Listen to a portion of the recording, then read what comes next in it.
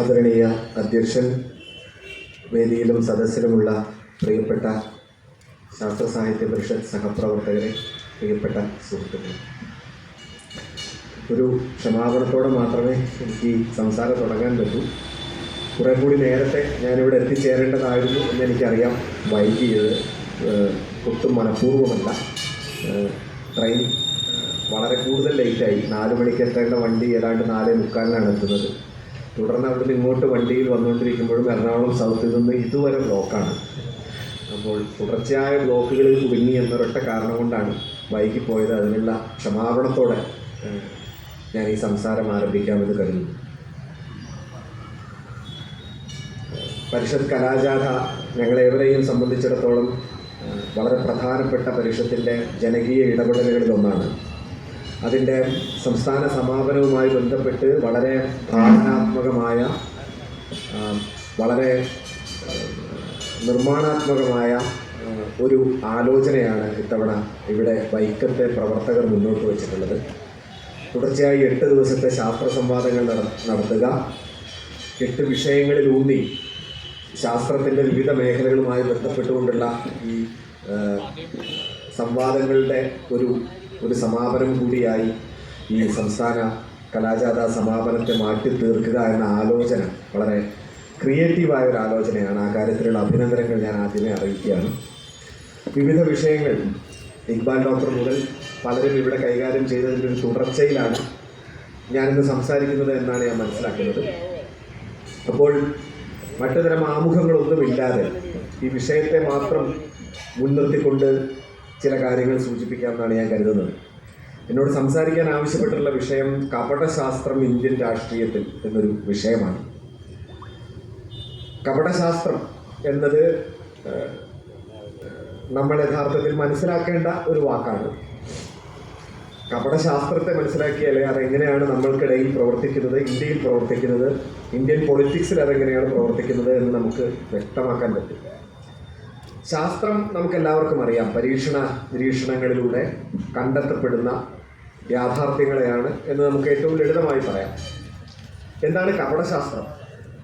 Pseudo science എന്ന് ഇംഗ്ലീഷിൽ സാധാരണ പറയുന്ന ടേമിനുള്ളൊരു മലയാള പരിഭാഷയായിട്ടാണ് നമ്മൾ കപടശാസ്ത്രം എന്ന വാക്ക് ഉപയോഗിക്കുന്നത്. കപടശാസ്ത്രം എങ്ങനെ മനസ്സിലാക്കാം, എങ്ങനെയാണ് കപടശാസ്ത്രത്തെ ശാസ്ത്രത്തിൽ നിന്ന് വേർതിരിച്ചും തിരിച്ചറിയുക എന്നത് വളരെ പെട്ടെന്ന് കേൾക്കുമ്പോൾ നമുക്ക് വളരെ സിമ്പിളായി തോന്നുമെങ്കിലും സത്യത്തിൽ വളരെ കുഴപ്പം പിടിച്ച സങ്കീർണമായൊരു പ്രശ്നമാണ്. കാരണം നമുക്കൊക്കെ അറിയാം, ദിവസേന കപടശാസ്ത്രം മുന്നിൽ ഇങ്ങനെ ലോഡ് കണക്കിന് വന്നിറങ്ങുന്ന ഒരു ലോകത്താണ് ഇപ്പോൾ നമ്മൾ ജീവിക്കുന്നത്. വാട്സപ്പ് യൂണിവേഴ്സിറ്റി എന്നൊക്കെ പറയുമല്ലോ. നമ്മുടെ കുറേ ആളുകൾ വാട്സപ്പ് യൂണിവേഴ്സിറ്റി വഴിയാണ് ലോകത്തെ എല്ലാ വിവരങ്ങളും അറിയുന്നത്. ദിവസേന രാവിലെ വാട്സപ്പ് തുറന്നു കഴിഞ്ഞാൽ ലോകത്തെ നാളെ മുതൽ 2 ദിവസം സൂര്യൻ അസ്തമിക്കില്ല എന്ന് റിപ്പോർട്ട് ചെയ്യുന്നു എന്നൊക്കെയാണ് വാട്സപ്പ് യൂണിവേഴ്സിറ്റിയിൽ കിട്ടുന്നത്. അപ്പോൾ 2 ദിവസം സൂര്യൻ അസ്തമിക്കില്ല എന്ന വിവരം അയക്കുന്നത് ഇൻ്റർനെറ്റ് വഴിയാണ്. ഇന്ത്യൻ സ്റ്റാൻഡേർഡ് അനുസരിച്ച് 3 ഉപഗ്രഹങ്ങളുടെ പ്രവർത്തനത്തിൽ കൂടെയാണ് ഇപ്പോൾ ഇവിടെയുള്ള നെറ്റ്വർക്ക് പ്രവർത്തിച്ചുകൊണ്ടിരിക്കുന്നത്. ഉപഗ്രഹങ്ങൾ പ്രവർത്തിക്കണമെങ്കിൽ ഭൂമി കറങ്ങണം. ഭൂമിക്ക് പുറത്തേക്ക് അയക്കുന്നതാണ് ഉപഗ്രഹം. ഭൂമി കറങ്ങുന്നത് സൂര്യന് ചുറ്റും ആവണം. സൂര്യന് ചുറ്റും കറങ്ങുന്ന ഭൂമിയിൽ പകലും രാത്രിയും എങ്ങനെ വരുന്നു എന്നത് നമ്മൾ സ്കൂളിൽ അടിസ്ഥാനമായിട്ട് പഠിക്കുന്നുണ്ട്. അപ്പം 2 ദിവസം സൂര്യൻ അസ്തമിക്കാതിരിക്കണമെങ്കിൽ ഈ കറങ്ങിക്കൊണ്ടിരിക്കുന്ന ഭൂമി നിൽക്കണം, എന്നാലേ പറ്റുള്ളൂ. ആരാണ് പിടിച്ചു നിർത്താൻ പോകുന്നത്? ആരാണ് ഇപ്പോൾ ഇത്രയും കാലം കറങ്ങിയ ഭൂമിയെ ഈ ഡേറ്റ് മുതൽ ഈ ഡേറ്റ് വരെ പിടിച്ചു നിർത്തുന്നത് എന്നൊന്നും നമുക്ക് ചിന്ത പോലും ഇല്ലാതെ ഈ പ്രവർത്തനങ്ങൾ, ഈ മുഴുവൻ പ്രകൃതി പ്രവർത്തനങ്ങൾ നടക്കുന്നതുകൊണ്ട് മാത്രം വർക്ക് ചെയ്യുന്ന ഇൻ്റർനെറ്റ് വഴി നിങ്ങൾ ചിലർക്കെങ്കിലും ഈ മെസ്സേജ് കിട്ടിക്കാണെന്ന് കരുതുന്നു. കഴിഞ്ഞ മാസം 2 ദിവസം സൂര്യൻ അസ്തമിക്കാത്ത 2 ദിവസങ്ങൾ എന്ന പേരിൽ കേരളത്തിലുടനീളം ഒരു മെസ്സേജ് പാസ് ചെയ്യപ്പെട്ടിരുന്നു. അത് ഫോർവേഡ് ചെയ്യാൻ പറ്റുന്ന ഒരു മനോനില, ഞാൻ പറയുന്ന അങ്ങനെ ഒരു മെസ്സേജിലെ വിഡ്ഢിത്തരം മാത്രമല്ല, അങ്ങനെ ഒരു മെസ്സേജ് കിട്ടിയാൽ ഓക്കെ, എനിക്ക് ഈ അറിവ് 10 ആൾക്ക് പകർന്നു കൊടുത്തേക്കാം എന്ന് തോന്നുന്നൊരു മനോനിലയുണ്ടല്ലോ. അത് കേരളത്തിലെ മനുഷ്യർ ഇപ്പോഴും പങ്കിടുന്നു എന്ന് പറയുമ്പോൾ നമ്മൾ ഈ കപടശാസ്ത്രം എന്ന് പറയുന്നത് എത്ര ആഴത്തിലാണ് നമുക്കിടയ്ക്ക് പ്രവർത്തിക്കുന്നത് നമുക്ക് മനസ്സിലാക്കാൻ പറ്റും. അപ്പം അതുകൊണ്ട് ശാസ്ത്രത്തെയും ശാസ്ത്രബോധത്തെയും മനസ്സിലാക്കുമ്പോഴാണ് നമുക്ക് കപടശാസ്ത്രം എന്താണെന്ന് മനസ്സിലാവുന്നത്. ശാസ്ത്രം എന്ന് പറയുന്നത് നേരത്തെ സൂചിപ്പിച്ചതുപോലെ പരീക്ഷണങ്ങളിലൂടെയും നിരീക്ഷണങ്ങളിലൂടെയും കണ്ടെത്തപ്പെടുന്ന യാഥാർത്ഥ്യങ്ങളെക്കുറിച്ചുള്ള ഒരു ടോട്ടൽ സമുച്ചയത്തെ, ഒരു കോംപ്ലക്സിനെ വിളിക്കുന്ന പേരാണ്. അപ്പൊ ശാസ്ത്രത്തിന് കൃത്യമായ ചില മാനകങ്ങളുണ്ട്, എന്ന് വെച്ചാൽ ചില നിർവചനങ്ങളുണ്ട്, ഡെഫിനിഷൻസ് ഉണ്ട്. ശാസ്ത്രബോധം അതുകൊണ്ട് ഉണ്ടാവുമോ? ഇതൊരു ചോദ്യമാണ്. ശാസ്ത്രജ്ഞാനം കൊണ്ട് ശാസ്ത്രബോധം ഉണ്ടാവുമോ?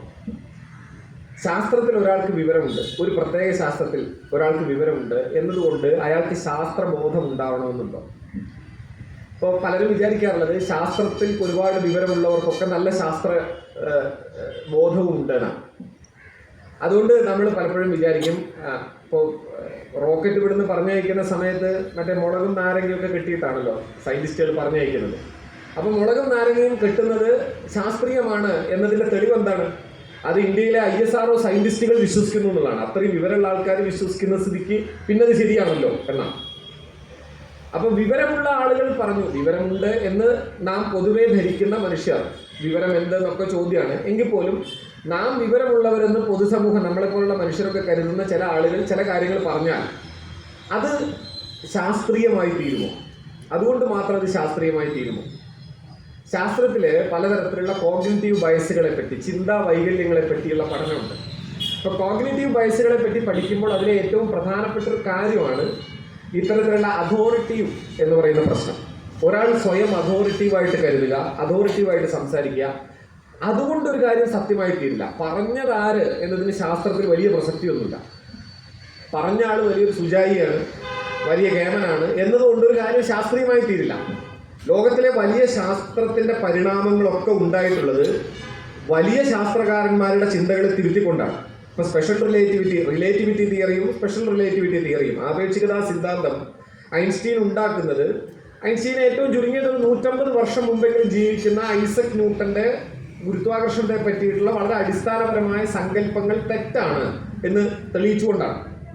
അപ്പൊ ഞാൻ ഐസക് ന്യൂട്ടനെ ബഹുമാനിക്കുന്നു, അതുകൊണ്ട് ഐസക് ന്യൂട്ടൻ പറയുന്നതൊന്നും ഞാൻ തെറ്റാണെന്ന് പറയില്ല എന്ന് ഐൻസ്റ്റീൻ പറഞ്ഞാൽ ആപേക്ഷികതാ സിദ്ധാന്തം ഇല്ല. ആപേക്ഷികതാ സിദ്ധാന്തം ഇല്ലെങ്കിൽ ഇപ്പം എന്താ കുഴപ്പം എന്ന് ചോദിക്കാം. അങ്ങനെ ഉണ്ടല്ലോ. ഇപ്പോൾ ടൈമും സ്പേസും ഒന്നാണ്, ടൈമും സ്പേസും രണ്ട് തരത്തിലുള്ളൊരു കാര്യമല്ല, സ്പേസ് തന്നെയാണ് ടൈം ഡൈലേഷനെ പറ്റി പറഞ്ഞിരിക്കുന്ന ഒരു തിയറി. നമ്മുടെ ജീവിതത്തിൽ അതിനെന്ത് പ്രസക്തിയാണുള്ളത് എന്ന് ചിന്തിക്കുന്ന ഒരുപാട് മനുഷ്യരുണ്ടാവും. പക്ഷെ നമ്മുടെ ജീവിതത്തിൽ അതിന് ഒരുപാട് പ്രസക്തികളുണ്ട്. ഇന്ന് നമ്മൾ ഈ ലോകത്ത് കണ്ടുകൊണ്ടിരിക്കുന്ന മിക്കവാറും ശാസ്ത്രീയ പ്രവർത്തനങ്ങൾ പലതിൻ്റെയും അടിസ്ഥാനം, മൊബൈൽ ഫോൺ അടക്കം അല്ലെങ്കിൽ നമ്മുടെ GPS അടക്കം പലതിൻ്റെയും അടിസ്ഥാന സങ്കല്പത്തിൽ ഐൻസ്റ്റീൻ്റെ റിലേറ്റിവിറ്റി തിയറി കണ്ടുപിടിക്കപ്പെട്ടിട്ടില്ലെങ്കിൽ തുടർന്ന് നമുക്ക് എത്തിച്ചേരാവുന്ന ഒരു ദൂരമായിരുന്നില്ല ഇത്. അപ്പം ഞാൻ പറഞ്ഞതിൻ്റെ ചുരുക്കം ഇത്ര മാത്രമാണ്.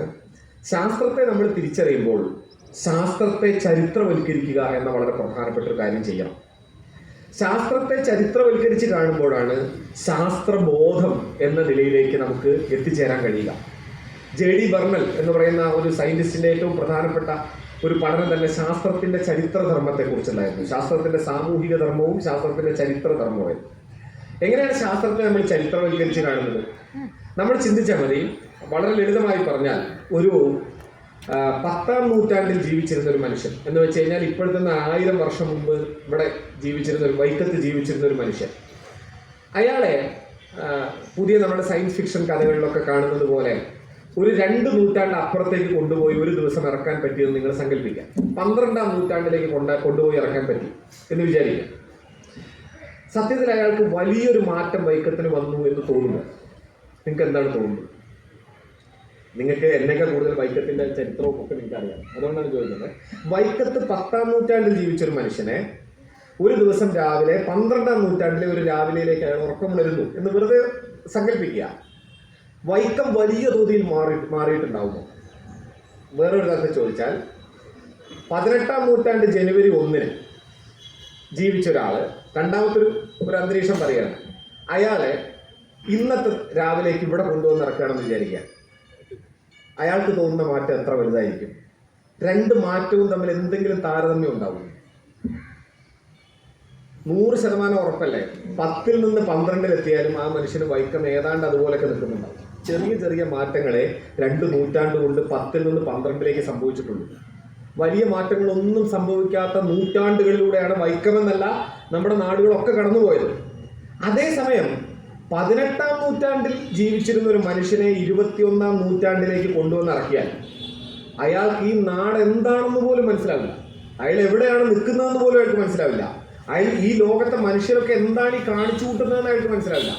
കയ്യിലൊരു പെട്ടിയും പിടിച്ചുകൊണ്ട് ഇങ്ങനെ റോഡിൽ കൂടെ വർത്താനം പറഞ്ഞുകൊണ്ട് പോകുന്ന മനുഷ്യർ, ഏതോ കയ്യിലൊക്കെ ഓരോ പ്രത്യേക യന്ത്രോപകരണങ്ങളുമായി നടക്കുന്ന മനുഷ്യർ, ഒറ്റയ്ക്ക് സംസാരിക്കുക പ്രാന്താണ്. പണ്ടത്തെ കാലത്ത് നിങ്ങൾ ആലോചിച്ച് നോക്കൂ, അധികമൊന്നും വേണ്ടല്ലോ, ഒരു 50 വർഷം മുമ്പ് റോട്ടിലൂടെ ഇങ്ങനെ ഒറ്റയ്ക്ക് സംസാരിച്ച് പോയി കഴിഞ്ഞാൽ ബന്ധുക്കളും ആൾക്കാരൊക്കെ കൂടെ പിടിച്ച് ആശുപത്രിയിലാക്കും. അല്ലാതെ എന്തോ പ്രശ്നമുണ്ടെന്നാണ് അതിന്റെ മലയാളം. പക്ഷെ ഇപ്പൊ നമ്മൾ ഈ റോഡിലൊക്കെ കാണുന്നുണ്ട് എത്രയോ മനുഷ്യർ ഇവിടെ ഒരു ഇയർപോഡ് വെച്ചുകൊണ്ട് സംസാരിക്കുന്നത് ഈ ഭൂഖണ്ഡത്തിലുള്ള ആളോട് പോലുമല്ല. അമേരിക്കയിലോ യൂറോപ്പിലോ കിടക്കുന്ന മനുഷ്യരോട് സംസാരിച്ച് റോഡിലൂടെ നടന്നു പോകുന്ന മനുഷ്യർ 18-ാം നൂറ്റാണ്ടിൽ നിന്ന് ഒരാളെ ഇവിടെ കൊണ്ടുവന്ന് ഇറക്കിയാൽ അയാൾക്ക് ഇത് എന്താണെന്ന് പോലും മനസ്സിലാവില്ല. ഈ ലോകം എങ്ങോട്ടാണ് ഈ സഞ്ചരിക്കുന്നതെന്നോ ഇത് എന്താണ് ചുറ്റും നടക്കുന്നതെന്നോ മനസ്സിലാവില്ല. ഈ മാറ്റങ്ങൾ എങ്ങനെയാണ് സംഭവിച്ചത്? എങ്ങനെയാണ് 10-ൽ നിന്ന് 12-ലേക്കുള്ളതിനേക്കാളും എത്രയോ കൊടിയ, എത്രയോ വിപുലമായൊരു ദൂരം 18-ൽ നിന്ന് 21-ലേക്ക് അല്ലെങ്കിൽ 19-ൽ നിന്ന് 21-ലേക്ക് ഉണ്ടായത്? എന്താണ് ഇത്രമേൽ കാലത്തെ വേഗതയാർജിപ്പിച്ച, കാലത്തെയല്ല നമ്മുടെ പരിസരത്തെ, കാലത്തിനകത്ത് നമ്മുടെ ചുറ്റുമുള്ള ലോകത്തെ ഇത്രയും വേഗതയിൽ എത്തിച്ചത് എന്താണ്? ശാസ്ത്രമാണ് എന്ന് ലളിതമായി പറയാം. അപ്പൊ അന്ന് ശാസ്ത്രമില്ലേ? 10-ാം നൂറ്റാണ്ടിലെ ശാസ്ത്രമില്ലേ? 10-ാം നൂറ്റാണ്ടിലെ ശാസ്ത്രം എന്തുകൊണ്ട് 12-ാം നൂറ്റാണ്ടിലേക്ക് ഇത്രയും വലിയ മാറ്റം ഉണ്ടാക്കിയില്ല?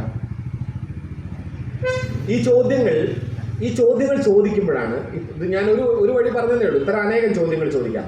ഇത്തരം ചോദ്യങ്ങളിലൂടെ കടന്നു പോകുമ്പോഴാണ് നമ്മൾ ശാസ്ത്രത്തെ ചരിത്രവൽക്കരിച്ച് കാണുക എന്നിടത്തേക്ക് എത്തുക. ശാസ്ത്രവും നമ്മുടെ ചരിത്രവും തമ്മിൽ അങ്ങനെ ആഴത്തിലൊരു ബന്ധമുണ്ട്.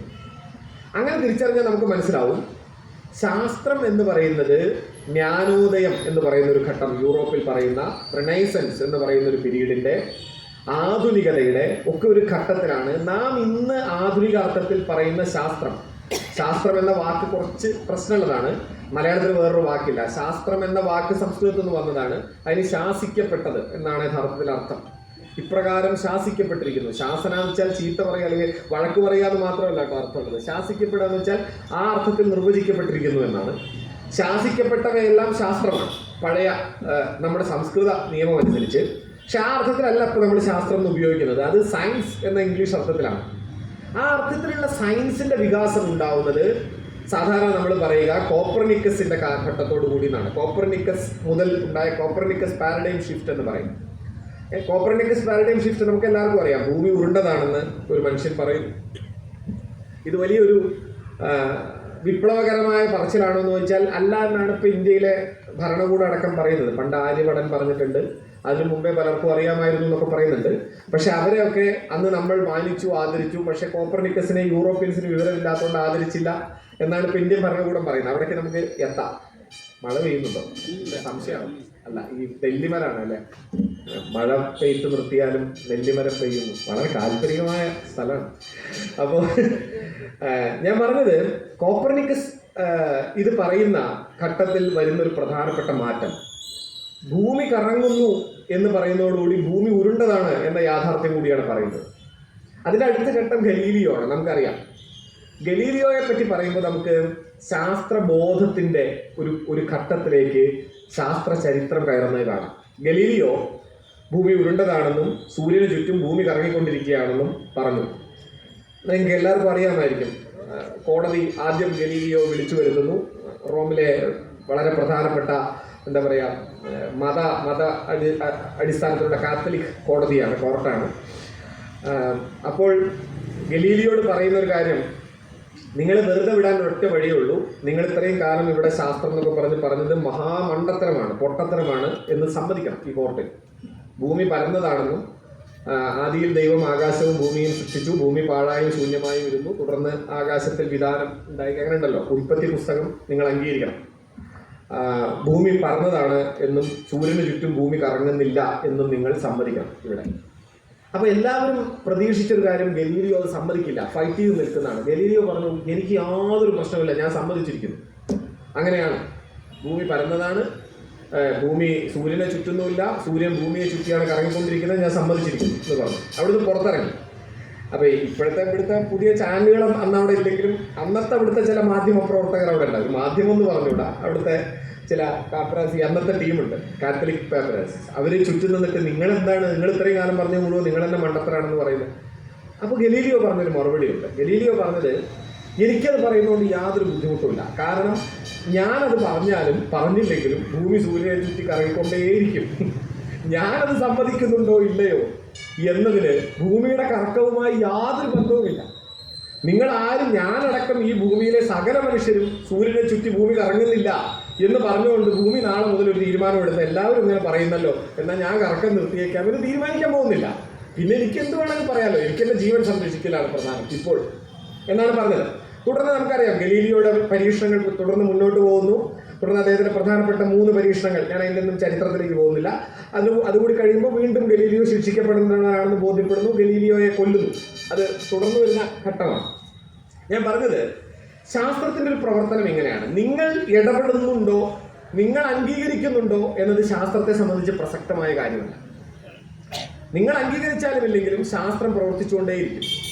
അതുകൊണ്ട് തന്നെ ശാസ്ത്രവിരുദ്ധ ചിന്തകളോടുകൂടി ശാസ്ത്രരംഗത്ത് പ്രവർത്തിക്കുക എന്നത് വളരെ ലളിതമായ ഒരു കാര്യമാണ്. സിമ്പിളായി അത് നടക്കും.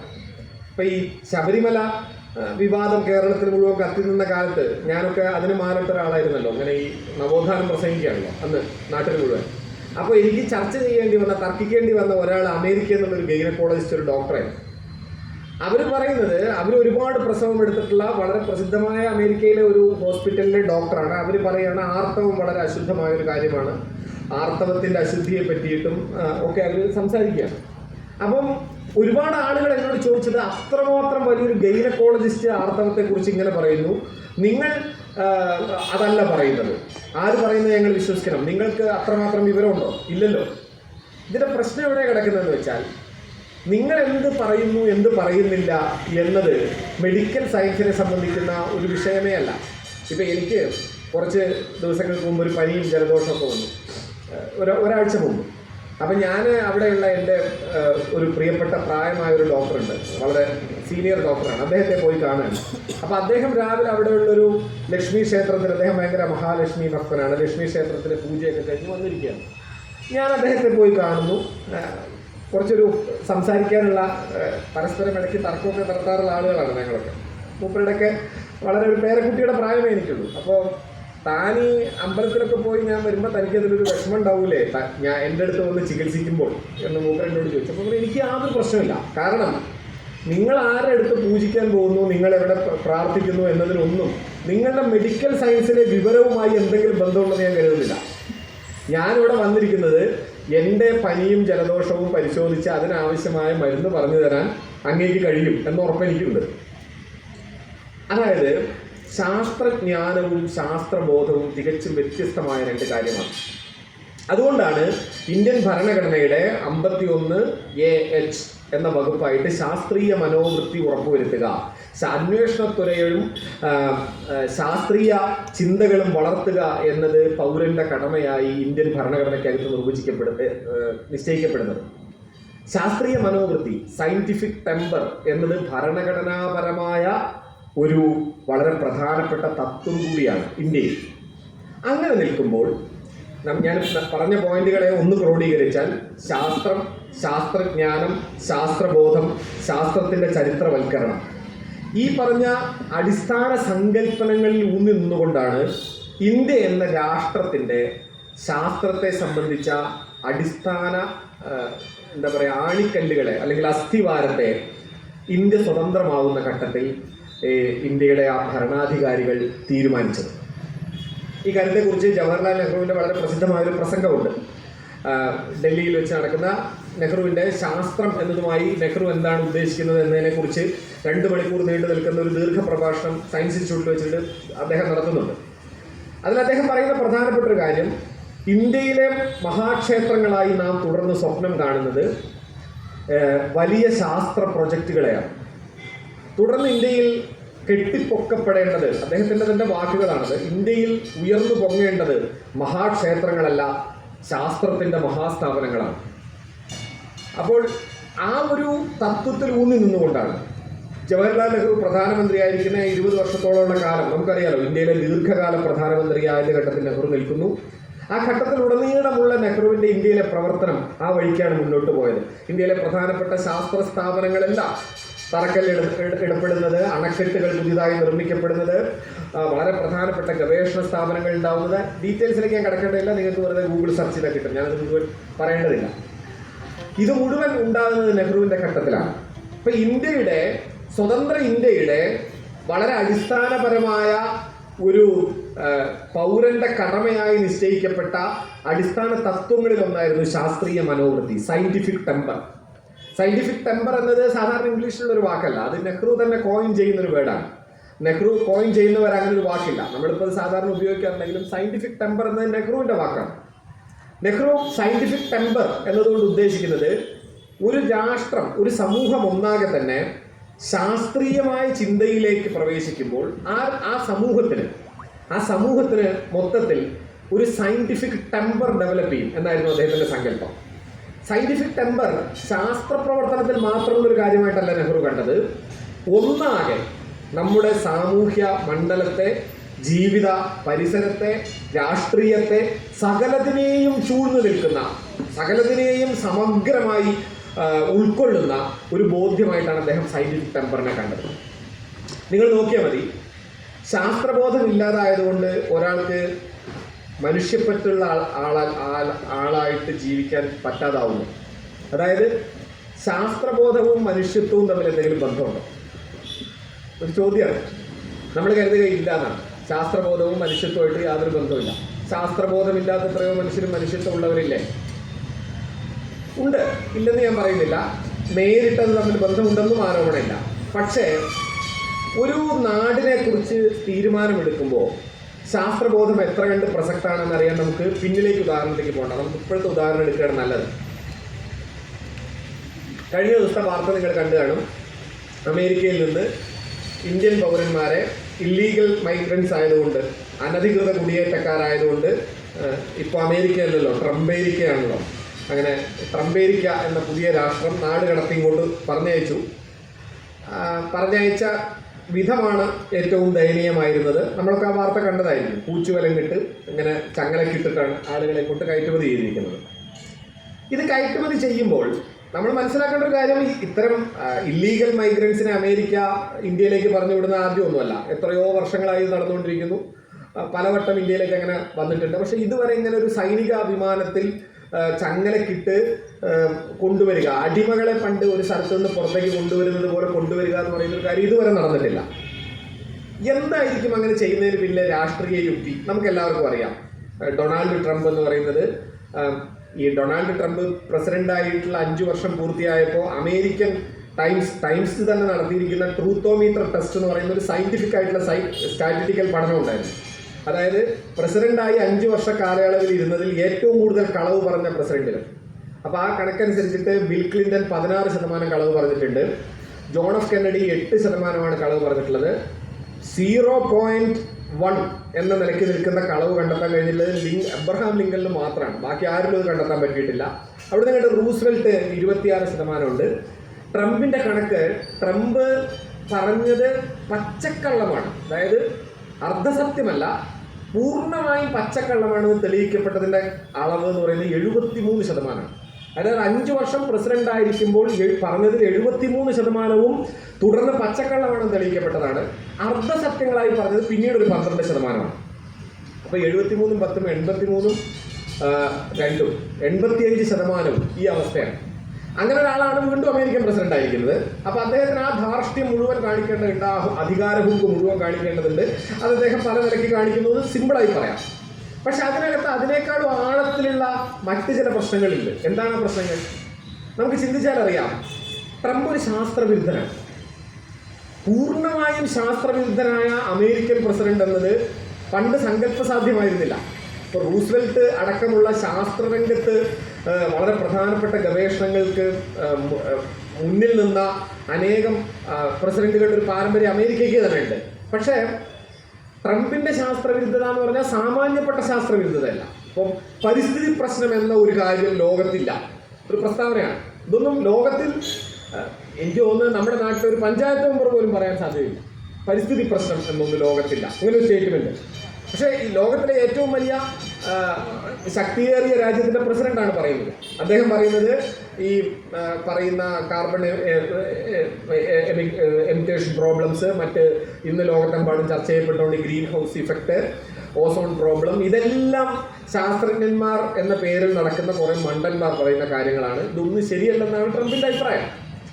ഇത് ഞാൻ പറയുന്ന ഭാഷയേക്കാൾ രൂക്ഷമായ ഭാഷയിലാണ് അദ്ദേഹം തന്നെ സംസാരിക്കുന്നത്.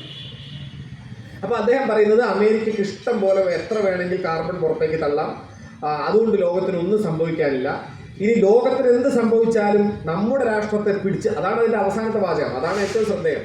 ലോകത്ത് മറ്റുള്ളവർക്ക് എന്ത് സംഭവിച്ചാലും നമ്മുടെ രാഷ്ട്രത്തിലെ മനുഷ്യരെ സുരക്ഷിതമായി സംരക്ഷിക്കാൻ ആവശ്യമായ ശക്തി അമേരിക്കയ്ക്കുണ്ട് എന്നാണ് അദ്ദേഹം അഭിമാനം കൊടുക്കുന്നത്. അതായത് ലോകത്ത് മറ്റ് രാജ്യങ്ങളിലെ മനുഷ്യർ ചത്താലെന്ത് മരിച്ചാലെന്ത് അതെന്റെ പ്രശ്നമല്ല എന്നാണ് അദ്ദേഹം പറയുന്നത്. അങ്ങനെ സ്വന്തം രാജ്യത്തിലെ മനുഷ്യരെയും പരിസ്ഥിതി പ്രശ്നത്തിൽ നിന്ന് സംരക്ഷിക്കാൻ മൂപ്പര് കൂട്ടിയാൽ കൂടുന്ന പരിപാടിയൊന്നുമല്ല, അത് വേറെ കാര്യം. പക്ഷേ മറ്റുള്ളവർക്ക് എന്ത് പ്രശ്നം വന്നാലും എനിക്ക് പ്രശ്നമല്ല എന്ന് പറയുന്ന ഒരു പ്രസിഡന്റാണ്. ഇതിന്റെ തന്നെ ഒരു എക്സ്റ്റൻഷനാണ്. നിങ്ങൾ നോക്കൂ, ഈ മനുഷ്യരെ ഇവിടേക്ക് പറഞ്ഞയച്ചപ്പോൾ ലോകത്ത് അനധികൃത കുടിയേറ്റക്കാരോ എന്തോ ആവട്ടെ ആരെ പറഞ്ഞയക്കുമ്പോഴും ഉപയോഗിക്കാത്തൊരു വാക്കാണ് ട്രംപ് ഉപയോഗിക്കുക. ട്രംപ് ഉപയോഗിക്കുക ഇല്ലീഗൽ ഏലിയൻസ് എന്നാണ്. അദ്ദേഹം പ്രസംഗിക്കുമ്പോൾ ഉപയോഗിക്കുന്ന വാക്ക് നോക്കണം. ഇല്ലീഗൽ മൈഗ്രന്റ് അല്ല, ഇല്ലീഗൽ ഏലിയൻസ് എന്നാണ് അദ്ദേഹം ഉപയോഗിക്കുക. നിയമവിരുദ്ധരായ അന്യഗ്രഹ ജീവികൾ എന്നാണ്. അതായത് അന്യഗ്രഹ ജീവികളെ പോലെയാണ് നമ്മൾ ഇവരെ, മനുഷ്യരായി കാണേണ്ടതില്ല എന്നാണ്. ഡീഹ്യൂമനൈസ്ഡ് ആണ്, മനുഷ്യവിരുദ്ധമായിട്ട് നിങ്ങൾ ഇവരെ കാണേണ്ടതുള്ളൂ. അപ്പൊ മനുഷ്യനായി കാണാത്തിടത്തോളം നിങ്ങൾക്ക് ചങ്ങലക്കിടാം. നായെ നമ്മൾ കൊണ്ടുവരുമ്പോൾ ചങ്ങലക്കിടാറുണ്ട്, പൂച്ചയെ കൊണ്ടുവരുമ്പോൾ ചങ്ങലക്കിടാറുണ്ട്, അതുപോലെ മനുഷ്യരെ കൊണ്ടുവരുമ്പോൾ ചങ്ങലക്കിടാം. ഏലിയൻസ് എന്ന പ്രയോഗം ശാസ്ത്രത്തിന്റെ ഒരു ടൈമാണല്ലോ. എന്ന് വെച്ചാൽ ഏലിയൻസിനെ ശാസ്ത്രം കണ്ടെത്തി എന്നല്ല, അന്യഗ്രഹം ജീവനുണ്ടോ എന്നത് ഇന്നും ശാസ്ത്രത്തിന്റെ പ്രധാനപ്പെട്ട ഒരു ഗവേഷണ വിഷയമാണ്. ശാസ്ത്രം ഇല്ല എന്ന് തള്ളിക്കളഞ്ഞൊരു വിഷയമല്ല. ഇപ്പോഴും SAT പ്രോഗ്രാം നടക്കുന്നു, നമ്മൾ ലോകത്തെമ്പാടും മെസ്സേജ് അയച്ചുകൊണ്ടിരിക്കുന്നു. വോയേജർ പോലത്തെ പേടകങ്ങൾ അയക്കുമ്പോൾ ലോകത്ത് എവിടെയെങ്കിലും എന്തെങ്കിലും ജീവൻ ഉണ്ടെങ്കിൽ അങ്ങോട്ടുള്ള സന്ദേശങ്ങൾ വെച്ചിട്ടാണ് ഉപഗ്രഹങ്ങൾ അയക്കുന്നത്. ശാസ്ത്രം പുറത്ത് മനുഷ്യരല്ല, പുറത്തൊരു ജീവി ഉണ്ടോ ഇല്ലയോ എന്ന സാധ്യതയെ തള്ളിക്കളഞ്ഞിട്ടേ ഇല്ല. നമുക്കൊരു തെളിവ് ഇതുവരെ കിട്ടിയിട്ടില്ല എന്ന് മാത്രമേ ഉള്ളൂ. ഞാൻ അങ്ങോട്ട് പോകുന്നില്ല. ഞാൻ പറഞ്ഞത് ഇല്ലീഗൽ ഏലിയൻസ് എന്ന് പ്രയോഗിക്കുന്ന ശാസ്ത്രവിരുദ്ധത മുഖമുദ്രയായ ഒരു പ്രസിഡന്റിന് സ്വാഭാവികമായി എത്തിച്ചേരാവുന്ന ഒരു സ്ഥലമാണ് മനുഷ്യനെ കൂച്ചുവലങ്ങിട്ട് കൊണ്ടുവരാം എന്നത്. ഒരേ സമയം ചരിത്രബോധവും ശാസ്ത്രബോധവും ഭരണാധികാരിയിൽ നിന്ന് വാക്വം ചെയ്യപ്പെട്ടാൽ, അത് എടുത്തു മാറ്റപ്പെട്ടു കഴിഞ്ഞാൽ, രണ്ട് ബോധ്യങ്ങളാണ് ഒരു ഭരണാധികാരിയെ ആധുനികനാക്കി തീർക്കുന്നത്. ഒന്ന് ശാസ്ത്രബോധമാണ്, മറ്റൊന്ന് ചരിത്രബോധമാണ്. ഇവ തമ്മിൽ നിരന്തരമായി ഞാൻ നേരത്തെ സൂചിപ്പിച്ച പോലെ പരസ്പരമുള്ള ബന്ധങ്ങളുണ്ട്. ശാസ്ത്രത്തെ ചരിത്രവൽക്കരിക്കുകയും ചരിത്രത്തെ ശാസ്ത്രവൽക്കരിക്കുകയും ചെയ്തുകൊണ്ടിരിക്കണം നിരന്തരമായി. ശാസ്ത്രീയമായി ചരിത്രത്തെ പഠിക്കണം, അതേപോലെ തന്നെ ചരിത്രപരമായി ശാസ്ത്രത്തെയും പഠിക്കണം. ഈ ബോധ്യങ്ങളാണ് ആധുനിക ഭരണാധികാരിയുടെ അടിസ്ഥാനം എന്ന് പറയുന്നത്. ശാസ്ത്രവും ചരിത്രവും ഒരു ഭരണാധികാരി തിരസ്കരിക്കുന്നതോടുകൂടി അയാൾ സ്വാഭാവികമായി തന്നെ ഒരു സ്വേച്ഛാധികാരിയായി തീരും. അതുകൊണ്ടാണ് ഡൊണാൾഡ് ട്രംപ് മൈ ഫ്രണ്ട് ആയിത്തീരുന്നത്. അങ്ങനെയാണല്ലോ, മൈ ഡിയർ ഫ്രണ്ട് എന്നാണല്ലോ മൂപ്പർ വിളിക്കുന്നത്. തോളത്ത് കൈയിട്ടിട്ട് ഫോട്ടോ എടുക്കുക. അപ്പൊ അടുത്ത ആഴ്ച രണ്ടാളും കൂടി വിദേശകാര്യമന്ത്രിയും ഇന്ത്യൻ പ്രധാനമന്ത്രിയും കൂടി പ്രസിഡന്റ് ആയതിനു ശേഷം അങ്ങോട്ട് കാണാൻ പോവാണ്. അപ്പം അങ്ങോട്ട് കാണാൻ പോയിട്ട് അവിടെ പോയി അടുത്ത ആഴ്ച കാണേണ്ടതായതുകൊണ്ടാണ് ഇപ്പൊ ഈ ആളുകളെ കൂച്ചുവലം കിട്ട് കൊണ്ടുവന്നതിനെ പറ്റി ഒന്നും പറയുന്നില്ലല്ലോ. അത് അവര് ചെയ്തതല്ലേ, അവരുടെ കുറ്റമല്ലേ എന്നാണ് പറയുന്നത്. ഇല്ലീഗൽ മൈഗ്രൻസ് അമേരിക്കയ്ക്കാണ്, അവർ നമുക്ക് പൗരന്മാരാണ്. അവർ തെറ്റ് ചെയ്തിട്ടുണ്ടെങ്കിൽ ശിക്ഷിക്കാനുള്ള അധികാരം ഇന്ത്യൻ ഭരണഘടനയ്ക്കാണ്, ഇന്ത്യൻ നിയമവ്യവസ്ഥയ്ക്കാണ്. ലോകത്തെ കൊളംബിയ പോലുള്ള ചെറിയ രാജ്യങ്ങൾ പോലും ഞങ്ങൾ വിമാനമയച്ച് ഞങ്ങളുടെ പൗരന്മാരെ കൊണ്ടുവരുമെന്ന് പറഞ്ഞു. ഇന്ത്യക്കാരൻ അതുപോലും പറയാൻ പറ്റാത്തത് ഈ മൈഫ്രണ്ട് ആയതുകൊണ്ടാണ്. ഞാൻ അതിന്റെ പൊളിറ്റിക്കൽ വിശകലനത്തിലേക്ക് പോകുന്നില്ല, നമ്മുടെ വിഷയത്തിൽ തെറ്റിപ്പോകില്ല. ഞാൻ പറഞ്ഞ വിഷയം എന്താ, ശാസ്ത്രവിരുദ്ധതയുടെ ഈ ട്രംപിന്റെ ഒരവസ്ഥയുണ്ടല്ലോ, അതുമായി ലോകത്തിന് താരതമ്യപ്പെടുത്താവുന്ന അപൂർവം ഭരണാധികാരികളെ ഉള്ളൂ. ഒന്ന് കൊറിയയിലുള്ള സാമാന്യം വട്ടുപിടിച്ച ഒരാളാണ്, പിന്നെ രണ്ട് ആഫ്രിക്കൻ രാജ്യങ്ങളിൽ 2 പേരുണ്ട്, പിന്നെ ഒരാളെ നമുക്ക് പറയാവുന്നത് ഇന്ത്യൻ ഭരണകൂടം. വേറെ ആരെയും നമുക്ക് പറയാനില്ല. ഇത്ര കണ്ട് ശാസ്ത്രവിരുദ്ധമായ നയങ്ങളുമായി വർഷങ്ങളായി ആ കാര്യത്തിലുള്ള അപാരമായ ഒരു സ്റ്റെബിലിറ്റി കാത്തു സൂക്ഷിച്ചുകൊണ്ട് ശാസ്ത്രവിരുദ്ധമായി മാത്രം ജീവിക്കുകയും സംസാരിക്കുകയും ചെയ്യും എന്ന് തീരുമാനിച്ച ഒരു ഭരണകൂടം നമുക്ക് വേറെ എവിടെയും കണ്ടെത്താൻ പറ്റില്ല. ഇന്ത്യയുടെ ഞാൻ നേരത്തെ സൂചിപ്പിച്ച നെഹ്റുവിൻ്റെ ആധുനിക ബോധ്യങ്ങളിൽ നിന്ന് നാം നിർമ്മിച്ചെടുത്ത മൗലാന അബുൽ കലാം ആസാദാണ് ഇന്ത്യയുടെ ആദ്യത്തെ, നമുക്കറിയാം, വിദ്യാഭ്യാസ മന്ത്രി. ആദ്യത്തെ നയപ്രഖ്യാപന പ്രസംഗം, വിദ്യാഭ്യാസ നയപ്രഖ്യാപന പ്രസംഗം മുതൽ നമ്മൾ ഊന്നി നിന്ന ശാസ്ത്ര ചിന്തയെ എങ്ങനെയാണ് കഴിഞ്ഞ കുറേ വർഷങ്ങളായി കപടശാസ്ത്രം കയറി ഹൈജാക്ക് ചെയ്തത്? ഇതിൻ്റെ ചരിത്രത്തെ പറ്റിയിട്ടുള്ള ചില സൂചനകൾ മാത്രമാണ് ഞാൻ തുടർന്ന് സംസാരിക്കാൻ ഉദ്ദേശിക്കുന്നത്. സമയം വൈകിയാണെന്ന് പറയണം കേട്ടോ, ഞാൻ വൈകി തുടങ്ങിയതാണ് എനിക്ക്. ഓക്കെ, ശരി. അപ്പം ഞാൻ പറഞ്ഞത്, എങ്ങനെയാണ് നമ്മുടെ ശാസ്ത്രത്തെ കപടശാസ്ത്രം വന്ന് വിഴുങ്ങിയത്? അതിൻ്റെ ചരിത്രം നമ്മൾ പരിശോധിക്കേണ്ടതാണ്. ഈ മേഖലയിൽ അടിസ്ഥാനപരമായി ശാസ്ത്രത്തെ കപടവൽക്കരിക്കാനുള്ള വഴി ശാസ്ത്ര വിദ്യാഭ്യാസത്തെ വികലമാക്കുക എന്നതാണ്. ലോകത്തെമ്പാടും അത് അങ്ങനെയാണ് നടന്നിട്ടുള്ളത്. സ്വേച്ഛാധിപത്യ രാജ്യങ്ങളുടെ ചരിത്രമെടുത്താൽ, അതായത് ക്ലാസിക്കൽ ഫാസിസ്റ്റ് രാജ്യങ്ങളുടെ ചരിത്രമെടുത്താൽ, അവിടെ എല്ലാം നടന്നത് അതാണെന്ന് നമുക്ക് കാണാൻ പറ്റും. ഹിറ്റ്ലർ അധികാരത്തിലേറിയതിൻ്റെ അടുത്ത വർഷം അവിടെയുള്ള മുഴുവൻ പാഠപുസ്തകങ്ങളും പൂർണ്ണമായി നിരോധിക്കപ്പെട്ടു. അപ്പോൾ ഉണ്ടായിരുന്നത് ആ മുഴുവൻ സിലബസ് കമ്മിറ്റികൾ പിരിച്ചുവിടപ്പെട്ടു. റെഷ്ടാഗ്, അതായത് അവിടുത്തെ പാർലമെന്റിന് തീ കൊടുക്കുന്ന ഒരു സംഭവമുണ്ട്. കമ്മ്യൂണിസ്റ്റുകാരാണ് തീ കൊടുത്തതെന്ന് ആദ്യം അദ്ദേഹം പറഞ്ഞു, ഹിറ്റ്ലർ പറഞ്ഞു. ഹിറ്റ്ലറുടെ തന്നെ കൂട്ടത്തിലുള്ള ആളുകളായിരുന്നു അവിടുത്തെ പാർലമെന്റിന് തീയിട്ടത്. റെഷ്ടാഗ് നടക്കുമ്പോൾ സിലബസിന് കൂടി ഞാൻ തീയിടുന്നു എന്നാണ് അദ്ദേഹത്തിന്റെ തുടർന്നുള്ള പ്രസംഗം. ഈ ജർമ്മനിയുടെ വിദ്യാഭ്യാസം മുഴുവൻ തെറ്റാണ്. തുടർന്ന് അദ്ദേഹം ബിസ്മാർക്ക് മുതലുള്ള ജർമ്മൻ ചരിത്രത്തെ മുഴുവനായി മറ്റൊന്നായി വ്യാഖ്യാനിച്ചുകൊണ്ടാണ് തുടർന്ന് കുട്ടികൾക്ക് പഠിക്കാനുള്ള പാഠപുസ്തകം അവിടെ ഉണ്ടാക്കപ്പെടുന്നത്. ശാസ്ത്രം മുഴുവൻ തിരുത്തപ്പെടുകയാണ്. ആര്യൻ സുപ്പീരിയോറിറ്റി തിയറി അനുസരിച്ച് ആര്യന്മാരാണ് ലോകത്തെ ഏറ്റവും മികച്ച മനുഷ്യവംശമെന്നും ജൂതർ ലോകത്തിലെ ഏറ്റവും അധമ വംശമാണെന്നും ഹ്യൂമനായി മനുഷ്യനായി പരിഗണിക്കാവുന്ന ഒന്നും ജൂതനിൽ നമുക്ക് കണ്ടെത്താനാവില്ല എന്നും കുട്ടികളെ പഠിപ്പിക്കുക എന്നായിരുന്നു ആദ്യത്തെ തീരുമാനം. ജൂതരെ കൊന്നു തുടങ്ങുന്നതിന് മുമ്പ് നമ്മളത് അറിയണം. വിദ്യാഭ്യാസ രംഗത്ത് ഇടപെട്ടുകൊണ്ടാണ് ഫാസിസം അടിസ്ഥാനപരമായി അതിൻ്റെ വേരുറപ്പിക്കുന്നത്. ഇന്ത്യൻ വിദ്യാഭ്യാസ രംഗത്ത് ഇത് വളരെ വളരെ പ്രയാസമുള്ളൊരു കാര്യമായിരുന്നു. കാരണം ഞാൻ നേരത്തെ സൂചിപ്പിച്ചതുപോലെ ആധുനിക ഇന്ത്യൻ വിദ്യാഭ്യാസത്തിൻ്റെ അടിസ്ഥാന ശിലയായി സ്വീകരിക്കപ്പെട്ടത് ഭരണഘടനാ സമിതിയിലെ വിദ്യാഭ്യാസ ചർച്ചകൾ നോക്കിയാൽ തന്നെ അതിനകത്ത് തന്നെ ശാസ്ത്രീയ മനോവൃത്തി, സയന്റിഫിക് ടെമ്പറിലൂന്നിയ വിദ്യാഭ്യാസം എന്ന കാര്യത്തിൽ ഒത്തുതീർപ്പില്ലാത്ത നിലപാടാണ് ഭരണഘടനാ വിദഗ്ധർ ആ കാലത്ത് എടുക്കുന്നത്. അന്ന് ഭരണഘടനാ നിർമ്മാണ സമിതിയിലെ വിദ്യാഭ്യാസ ചർച്ചയിൽ എതിർപ്പില്ലാഞ്ഞിട്ടൊന്നുമല്ല. അപ്പം മദൻ മോഹൻ മാളവ്യ ഒക്കെ പറയുന്നുണ്ട്, ഭാരതീയ ചിന്തകളെ കുറിച്ച് കൂടുതൽ പഠിക്കുക എന്നത് കുട്ടികളുടെ ഒരു പ്രധാന കടമയാണ്. അതുകൊണ്ട് കുട്ടികളെ നമ്മുടെ ഭാരതീയ സംസ്കാരത്തെ കുറിച്ച് പഠിപ്പിക്കണം എന്നൊക്കെ ഭരണഘടന ഉണ്ടാക്കുന്ന സമിതിയിൽ ഇരുന്ന് പറയുന്നുണ്ട്. പക്ഷേ ഡോക്ടർ BR അംബേദ്കർ അത് അംഗീകരിക്കുന്നില്ല, ജവഹർലാൽ നെഹ്റു അംഗീകരിക്കുന്നില്ല. വളരെ പ്രധാനപ്പെട്ട അംഗങ്ങൾ മുഴുവൻ മാറി നിൽക്കുന്നു. നമ്മൾ മനസ്സിലാക്കുന്ന കാര്യമാണ്, ദാക്ഷായണി വേലായുധൻ ഇവിടെ നിന്ന് പങ്കെടുത്ത അതിലടക്കം വളരെ കൃത്യമായതിനെ വിമർശിക്കുന്നുണ്ട്.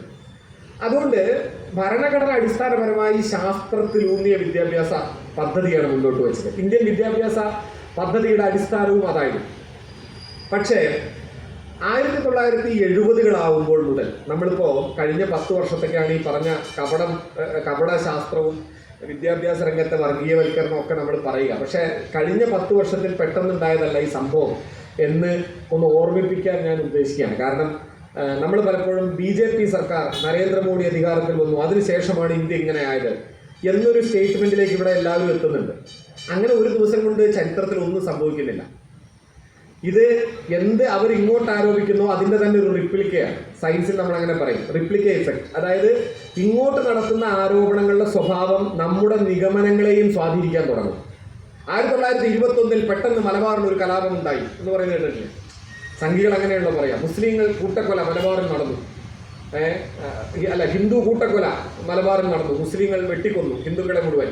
1921 പെട്ടെന്ന് മുസ്ലിങ്ങൾക്ക് തോന്നി എല്ലാ ഹിന്ദുക്കളെയും അങ്ങോട്ട് വെട്ടിക്കൊല്ലാമെന്ന്. അങ്ങനെ 1921 ആകാശത്ത് നിന്ന് സായിബാബ ഭസ്മം എടുക്കുന്നത് പോലെ പ്രത്യേകിച്ച് ഒന്നും മലബാറിൽ സംഭവിച്ചതല്ല. മലബാറിൽ കഴിഞ്ഞ അതിനു മുൻപുള്ള 300 വർഷങ്ങളായി നടന്ന അനേകം സംഭവ വികാസങ്ങളുടെ പരിണിതിയായിരുന്നു മലബാർ സമരം. വൈക്കം സത്യാഗ്രഹം, പെട്ടെന്നൊരു ദിവസം വൈക്കം സത്യാഗ്രഹം അങ്ങനെയല്ലല്ലോ. അതിന് പിന്നിലുള്ള കോൺഗ്രസ് സമ്മേളനങ്ങളുടെ ഒരു ചരിത്രമുണ്ട്. ഞാൻ അതിലേക്ക് പോകേണ്ടതില്ല, നിങ്ങൾക്ക് അറിയാവുന്നതാണ്. ഒരു ചരിത്രത്തിന്റെ ഒരു പ്രത്യേക തിരയിൽ ഒരു പ്രത്യേക ഘട്ടത്തിലാണ് വൈക്കം സത്യാഗ്രഹം ഉണ്ടാവുന്നത്.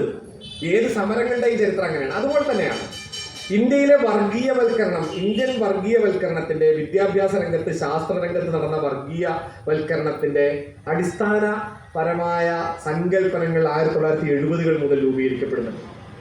1976-ലാണ് സഖാവ് EMS നമ്പൂതിരിപ്പാട് ഒരു ലേഖനം എഴുതുന്നത്. കേന്ദ്ര സർക്കാരിന്റെ വിദ്യാഭ്യാസ നയത്തെ നാം ശ്രദ്ധിക്കേണ്ടതുണ്ട്. EMSന്റെ സമ്പൂർണ്ണ കൃതികൾ നോക്കിയാൽ നിങ്ങൾക്ക് ഇപ്പോഴും ആ ലേഖനം കാണാം. ചില കാര്യങ്ങൾ ചില കാര്യങ്ങളല്ല, പല കാര്യങ്ങളിലും സഖാവ് EMS ഒരു മുൻപേ പറക്കുന്ന പക്ഷിയായിരുന്നു. നമ്മൾ ആ സമയത്ത് അത് വായിക്കുമ്പോൾ അപ്രസക്തമെന്ന് തള്ളിയ പല കാര്യവും ഇന്ന് EMSനെ വായിച്ചു കഴിഞ്ഞാൽ നമ്മൾ വീണ്ടും അത്ഭുതപ്പെടുന്നവയുണ്ട്. അത് പ്രവാചകനായതുകൊണ്ടോ മറ്റേ ഭാവി പ്രവചിക്കാൻ പറ്റിയ ആളായതുകൊണ്ടൊന്നുമല്ല. ഞാൻ നേരത്തെ പറഞ്ഞ ഈ ചരിത്രവൽക്കരിച്ച് ലോകത്തെ കാണുന്ന ഒരു മനസ്സുള്ളത്, ഒരു ബുദ്ധി ഉള്ളതുകൊണ്ടാണ്.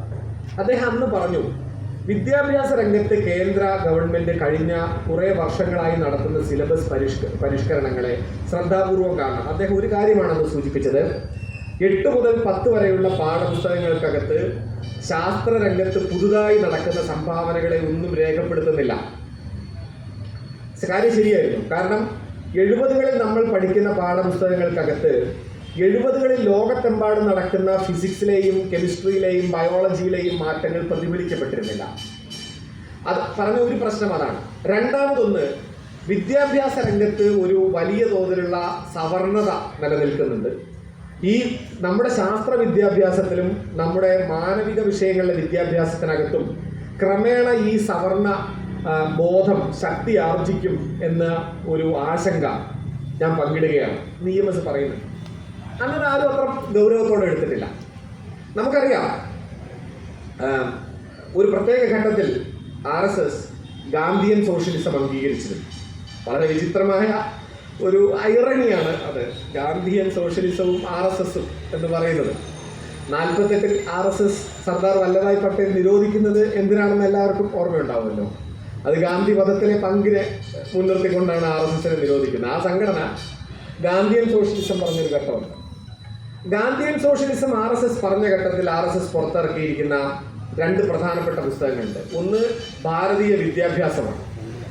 ഭാരതീയ വിദ്യാഭ്യാസം എന്ന ബുക്കിൽ അവർ കൈകാര്യം ചെയ്ത പ്രധാനപ്പെട്ട കാര്യം, ഗാന്ധി പറഞ്ഞിട്ടുണ്ട്, ഞാൻ ഗിരിനിരകളോളം പഴക്കമുള്ള യാഥാർത്ഥ്യങ്ങളല്ലാതെ ഒന്നും പുതുതായി പറയുന്നില്ല. എല്ലാം ഈ നാട്ടിൽ പണ്ടേ ഉള്ളതാണ്, ഒന്നും പുതുതല്ല. ഈ ഗാന്ധിയുടെ ബോധ്യത്തെ നമ്മുടെ വിദ്യാഭ്യാസത്തിലേക്ക് പകർത്തപ്പെടുന്നില്ല എന്നതിനെ പറ്റി പുസ്തകം ഇറക്കി RSS. ഇന്ന് ആ പുസ്തകമൊന്നും അവരുടെ ബുക്ക് സ്റ്റാളിൽ പോലും കിട്ടില്ല കേട്ടോ. ഞാനൊക്കെ അത് പഴയ പ്രതി സംഘടിപ്പിച്ച് വായിച്ച ആളാണ്. വളരെ വിചിത്രമായൊരു കാര്യം, അതായത് ഗാന്ധി പറഞ്ഞ ചില അഭിപ്രായങ്ങളെ മുൻനിർത്തി അവരൊരു അഭിപ്രായം ഉണ്ടാക്കുകയാണ്.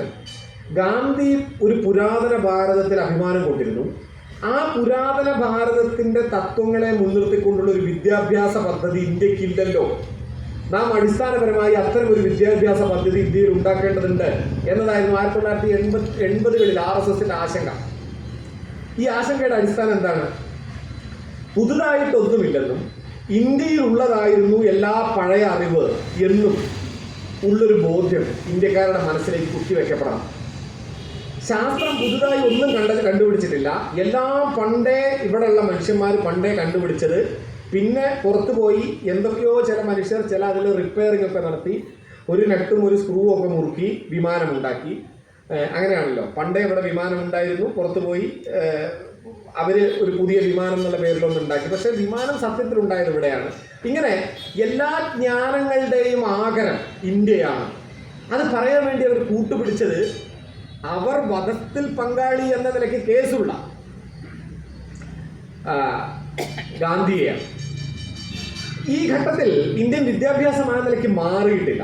നമ്മൾ ആ നിലയ്ക്ക് മാറിയതായിട്ട് ഇന്ത്യൻ വിദ്യാഭ്യാസത്തെ കാണില്ല. പക്ഷേ അതിൻ്റെ രണ്ടാം ഘട്ടം നമുക്കറിയാം. ഗാന്ധിയൻ സോഷ്യലിസം RSS പൂർണ്ണമായും തിരസ്കരിച്ചു. അതിൽ ബാക്കിയുള്ള സംഘടനകളുടെ പ്രവർത്തനം, അതിലൊരു ചരിത്രമുണ്ട്. വിശ്വ ഹിന്ദു പരിഷത്ത് അടക്കമുള്ള സംഘടനകളുടെ പ്രവർത്തനം. ബാബറി എന്ന പ്രോബ്ലം കത്തുന്നു. ക്രമേണ 1991 എത്തുന്നു. നമുക്കറിയാം ബാബറിയുടെ തകർച്ച. ഇവിടെയുള്ള സീനിയറായ മുഴുവൻ ആളുകൾക്ക് ഈ സംഭവങ്ങളൊക്കെ ഓർമ്മയുള്ളതായിരിക്കും. അതോടുകൂടി ഗാന്ധി എന്നുള്ള വാക്കൊക്കെ പൂർണ്ണമായും RSS വിടുന്നു. ഇടയ്ക്കെങ്കിലും അത് പ്രസംഗിച്ചിരുന്ന ഒരാൾ വാജ്പേയി മാത്രമാണ്. വാജ്പേയിക്ക് ഈ പഴയ കിക്ക് വിടാത്തതുകൊണ്ട് വാജ്പേയി പ്രധാനമന്ത്രിയായിരിക്കുമ്പോഴും ഇടയ്ക്ക് ഗാന്ധിജി എന്നൊക്കെ പറയുന്നുണ്ടായിരുന്നു. അദ്ദേഹം മാത്രമേ പറഞ്ഞിരുന്നുള്ളൂ. അത് പറയുന്നതാണെങ്കിൽ RSSന് ആർക്കും ഇഷ്ടമായിരുന്നില്ല.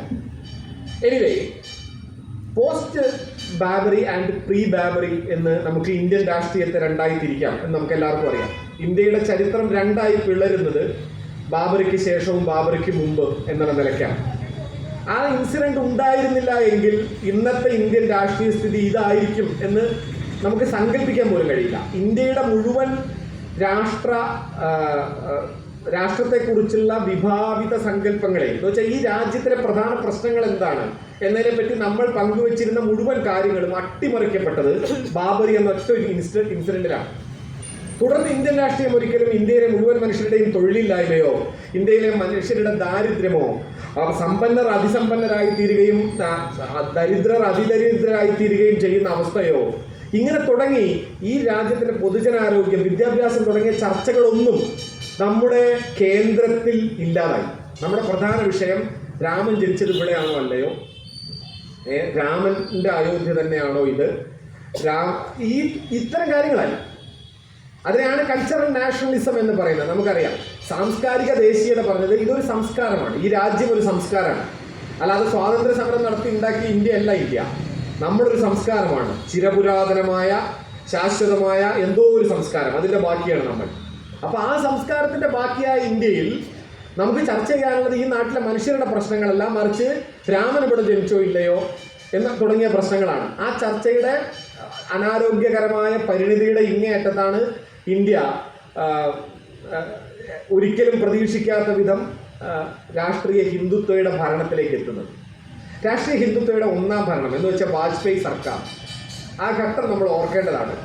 ഈ കാര്യത്തെപ്പറ്റി ആദ്യം അല്പം പ്രവചനാത്മകമായി പറഞ്ഞു എന്ന് പറഞ്ഞ EMSന്റെ മരണവും വാജ്പേയിയുടെ പ്രധാനമന്ത്രിയായിട്ടുള്ള ആരോഹണവും ഒരു ദിവസമായിരുന്നു എന്നാണ് എൻ്റെ ഓർമ്മ. അല്ലേ? അന്ന് ഓർമ്മയുണ്ടാവും അന്ന് വായിച്ചവർക്കൊക്കെ. അതെ, ഞാനിതൊന്നും എന്തോ വിധിയാണെന്നുള്ള നിലയ്ക്ക് ശാസ്ത്രസാഹിത്യ പരിഷത്തിന്റെ വേദി പറയല്ലോ കേട്ടോ. ആ ഇൻസിഡന്റ് അത് ഒരു ദിവസമായത് പ്രത്യേകിച്ച് യാതൊരു കാര്യമുള്ള കാര്യമല്ല. അങ്ങനെ ആയി, അത്രേ ഉള്ളൂ. അതിൽ കൂടുതൽ നിങ്ങൾ എടുക്കരുത്. എന്തായാലും ആദ്യത്തെ വാജ്പേയി സർക്കാരിൽ ഒരു കാര്യം ശ്രദ്ധിക്കേണ്ടതാണ്. മാനവ വിഭവശേഷി വകുപ്പ് എന്ന് പറയുന്ന ഒരു വകുപ്പുണ്ടായി. കേന്ദ്ര വിദ്യാഭ്യാസ മന്ത്രി എന്ന മൗലാന അബുൽ കലാം ആസാദൊക്കെ കൈകാര്യം ചെയ്യുന്ന വകുപ്പില്ലാതായി. കേന്ദ്ര വിദ്യാഭ്യാസ മന്ത്രി എന്നൊരു വകുപ്പില്ല, അതടക്കം ഉൾക്കൊള്ളുന്ന രീതിയിൽ കേന്ദ്ര മാനവ വിഭവശേഷി എന്ന നിലയ്ക്കുള്ളൊരു വകുപ്പുണ്ടാവും. ആ വകുപ്പ് പരിഗണിക്കപ്പെട്ടിരുന്ന ഒരു അപ്രധാന വകുപ്പായിട്ടാണ്. ഇപ്പം നമ്മുടെ നാട്ടിലെ ഏറ്റവും പ്രധാനപ്പെട്ട വകുപ്പൊന്നുമല്ലല്ലോ സാംസ്കാരിക വകുപ്പ്. ഇന്നത്തെ ഇന്ത്യൻ രാഷ്ട്രീയത്തെ മുഴുവൻ തീരുമാനിക്കുന്നത് സാംസ്കാരിക ദേശീയതയാണ്. സംസ്കാരമാണ് ഇന്ത്യൻ രാഷ്ട്രീയത്തിന്റെ ഇപ്പോഴത്തെ കോർ, അതിന്റെ കേന്ദ്രം എന്ന് പറയുന്നത്. പക്ഷെ നമ്മളിപ്പോൾ പിണറായി വിജയൻ സാംസ്കാരിക മന്ത്രിയാവാൻ തീരുമാനിക്കും? അങ്ങനെ തീരുമാനിക്കാൻ പറ്റില്ലല്ലോ.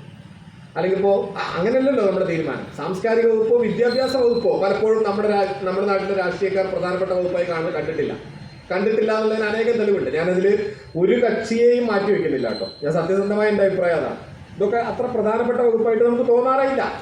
മറ്റ് കക്ഷികളെയൊക്കെ തൃപ്തിപ്പെടുത്താവുന്ന ഒരു വകുപ്പാണ് നമുക്ക് വിദ്യാഭ്യാസം. എല്ലാവരെയും സന്തോഷിപ്പിക്കാനുള്ള പ്ലീസിംഗായ കഴിഞ്ഞ 2 സർക്കാരിലാണ് ഒരു വലിയ മാറ്റം ഉണ്ടായത്. അത് പോട്ടെ. ഞാൻ പറഞ്ഞു വന്നത്, ഈ കേന്ദ്ര മാനവ വിഭവശേഷി വകുപ്പ് മന്ത്രി ആരായിരുന്നു എന്ന് നിങ്ങൾക്ക് ഓർമ്മയുണ്ടോ? വാജ്പേയി സർക്കാരിന്റെ സമയത്ത് മുരളി മനോഹർ ജോഷി.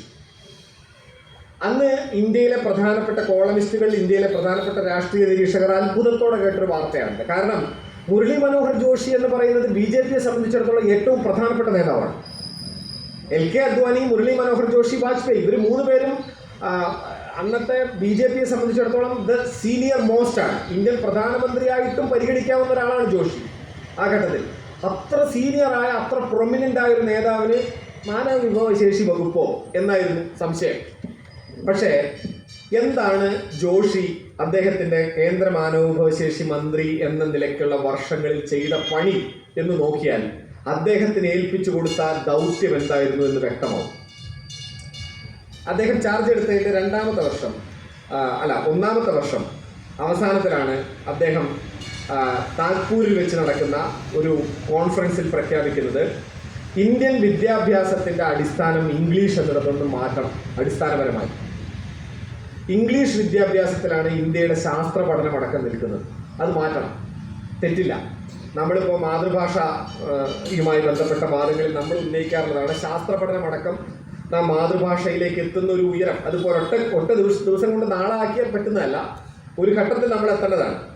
ഏത് ഭാഷയാക്കണം? അദ്ദേഹത്തിന് കൃത്യമായ അഭിപ്രായമുണ്ട്. 1ാം ഭാഷയായി നമ്മൾ സംസ്കൃതം പരിഗണിക്കണം. കേന്ദ്ര മാനവവിഭവശേഷി വകുപ്പ് മന്ത്രി പറഞ്ഞൊരു കാര്യം ഇതാണ്: സംസ്കൃത ഭാഷയിൽ നാം ശാസ്ത്രം പഠിക്കണം. കാരണം ശാസ്ത്രം എന്ന വാക്കുപോലും സംസ്കൃതമാണ്. എല്ലാ ശാസ്ത്രത്തിൻ്റെയും അടിസ്ഥാനം സംസ്കൃതത്തിലാണ് ഇരിക്കുന്നത്. സംസ്കൃതം വിട്ടതുകൊണ്ടാണ് ഇന്ത്യയിൽ വലിയ സയന്റിസ്റ്റുകൾ ഉണ്ടാവാത്തത്. പുറത്ത് അനേകം വലിയ സയന്റിസ്റ്റുകളുടെ കഥയാണ് നമ്മൾ കുട്ടികൾക്ക് ശാസ്ത്രമായി പഠിപ്പിച്ചു കൊടുക്കുന്നത്. ഇന്ത്യയിൽ അത്ര വലിയ സയന്റിസ്റ്റുകളില്ല. അതിനൊരൊറ്റ കാരണമേ ഉള്ളൂ: അത് ശാസ്ത്രം സംസ്കൃതത്തിൽ പഠിപ്പിക്കാത്തത്. അതായിരുന്നു അദ്ദേഹത്തിന്റെ പ്രധാനപ്പെട്ട ഒരു കണ്ടെത്തൽ. പിന്നെ വേണമെങ്കിൽ ഹിന്ദി പഠിപ്പിക്കാം. ഈ രണ്ട് ഭാഷയിൽ ഊന്നി നിന്നുകൊണ്ട് ശാസ്ത്ര വിദ്യാഭ്യാസം അടിമുടി ഉടനെ പരിഷ്കരിക്കണം എന്നായിരുന്നു അദ്ദേഹത്തിന്റെ ആദ്യത്തെ സ്റ്റേറ്റ്മെന്റ്. മുരളി മനോഹർ ജോഷി വരുത്തിയ തുടർന്നുള്ള 2 വർഷത്തെ പ്രധാനപ്പെട്ട മാറ്റങ്ങൾ അതൊക്കെയാണ്: സംസ്കൃത വിദ്യാഭ്യാസത്തെ ഒരു കമ്പൽസറി ആയിട്ട് ഉൾപ്പെടുത്താവുന്ന നിയമനിർമ്മാണം പ്രധാനപ്പെട്ട സംസ്ഥാനങ്ങളിലെല്ലാം നടത്താനുള്ള അനുവാദം കേന്ദ്ര സർക്കാർ കൊടുത്തു. ഇപ്പൊ നിങ്ങൾ നോക്കൂ, ബീഹാർ, ഒറീസ, മഹാരാഷ്ട്ര, ഗുജറാത്ത് ഈ സംസ്ഥാനങ്ങളിൽ നിങ്ങൾക്ക് ശാസ്ത്ര വിദ്യാഭ്യാസം മുഴുവൻ സംസ്കൃതത്തിൽ ചെയ്യാം. ഗുജറാത്തിൽ ഡോക്ടറാവാൻ പഠിക്കുന്ന ഒരാൾ സംസ്കൃതം മാത്രം പഠിച്ചാൽ മതി. ഇങ്ങനൊരു കാര്യം നിങ്ങൾക്ക് ആലോചിക്കാൻ പറ്റുമോ? അങ്ങനെ ആയാൽ എന്താ കുഴപ്പം നിങ്ങൾക്ക് ചിന്തിക്കാൻ തോന്നുന്നുണ്ടെങ്കിൽ ഞാൻ നിസ്സഹായനാണ്. MBBS എടുക്കുന്ന ഒരു വിദ്യാർത്ഥി ആ വർഷങ്ങൾ മുഴുവൻ സംസ്കൃത ഭാഷയിൽ MBBS എടുത്താൽ ആ വിദ്യാർത്ഥിയുടെ അടുത്തേക്ക് നിങ്ങൾക്ക് പോകാൻ ധൈര്യം ഉണ്ടാവുമോ? എനിക്ക് ധൈര്യം കുറയും. കാരണം സംസ്കൃതത്തിൽ നിർമ്മിക്കപ്പെട്ടതല്ല മെഡിക്കൽ സയൻസിന്റെ അടിസ്ഥാനപരമായ സങ്കല്പനങ്ങൾ. അതിന്റെ ടേംസ് തന്നെ അവിടെയല്ല നിൽക്കുന്നത്. അപ്പൊ ഭാഷ എങ്ങനെയാണ് പ്രധാനമായും തീരുന്നത്? സംസ്കൃതം എന്നല്ല, ഏത് ഭാഷയിലും ഒരു കാര്യത്തെ പങ്കുവെക്കാനാവും. പക്ഷേ സംസ്കൃതത്തിന് അനുകൂലമാവുന്ന നിലയിലേക്ക് ലോകത്തെമ്പാടുമുള്ള മോഡേൺ മെഡിക്കൽ സയൻസിനെ മൊത്തത്തിൽ മാറ്റാനുള്ള അത്തരമൊരു വലിയ ട്രാൻസ്ലിറ്റേഷൻ പ്രൊജക്ട് നടന്നിട്ടില്ല. ഈ വെറും സംസ്കൃതാഭിമാനം കൊണ്ട് ഭാരതീയത എന്നൊക്കെ പറഞ്ഞിട്ട് MBBS പഠിച്ചാൽ MBBS ആവുമോ? ഇതൊരു ചോദ്യമാണല്ലോ. ആ ചോദ്യം ഇന്ന് ഗുജറാത്തിലില്ല. ഈ അവസ്ഥയിലെത്തിയത് അന്നത്തെ മുരളി മനോഹർ ജോഷിയുടെ പരിഷ്കരണമാണ്. മറ്റനേക കാര്യങ്ങളുണ്ട്, ഞാൻ അതിന്റെ വിശദാംശങ്ങളിലേക്ക് പോകുന്നില്ല. അതോടൊപ്പം ചരിത്രവുമായി ബന്ധപ്പെട്ട 2 പ്രധാനപ്പെട്ട തീരുമാനങ്ങൾ വാജ്പേയി ഗവൺമെന്റിന്റെ കാലത്തുണ്ടായി. ഒന്ന്, ഇന്ത്യൻ ചരിത്ര കൗൺസിൽ ഇന്ത്യയുടെ പുരാതന ചരിത്രത്തിൽ ഊന്നി നിന്നുകൊണ്ട് ആണ് ഒരു വർഷത്തിലെ പ്രധാനപ്പെട്ട പ്രവർത്തന കലണ്ടർ തയ്യാറാക്കേണ്ടത് എന്ന് തീരുമാനിക്കപ്പെട്ടത് ആ ഘട്ടത്തിലാണ്. മുരളി മനോഹർ ജോഷിയുടെയും വാജ്പേയിയുടെയും തീരുമാനമായിരുന്നു. എന്ന് വെച്ചാൽ എന്താണ്?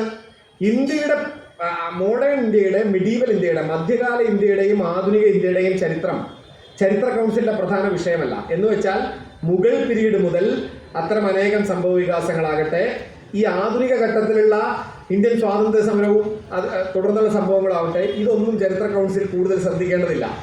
ചരിത്ര കൗൺസിൽ ശ്രദ്ധിക്കേണ്ടത് പുരാതന ഇന്ത്യയെക്കുറിച്ചാണ്. അന്നത് എവിടേക്കാണ് എത്തുന്നതെന്ന് മനസ്സിലായില്ല. ഇത് വ്യക്തമാണ്. കഴിഞ്ഞ വർഷം ബജറ്റിൽ 5700 കോടി നീക്കി വെക്കപ്പെട്ടിരിക്കുന്നത് രാമസേതു പ്രൊജക്റ്റിലാണ്. എന്താണ് ആ പ്രൊജക്റ്റ് എന്ന് നിങ്ങൾക്ക് അറിയാമോ? കഴിഞ്ഞ വർഷം എന്താണ് ഇന്ത്യയുടെ അവസ്ഥ എന്ന് ഞാൻ പറയേണ്ടതില്ലല്ലോ. അത്ര കണ്ട് ദയനീയമായി ഇന്ത്യയിലെ ജനകോടികൾ നിൽക്കുന്ന സമയത്ത് ഇന്ത്യൻ ബജറ്റിൽ പ്രഖ്യാപിക്കപ്പെട്ടിരിക്കുന്നത് രാമസേതു പ്രൊജക്റ്റിന് 5700 കോടി രൂപയാണ്.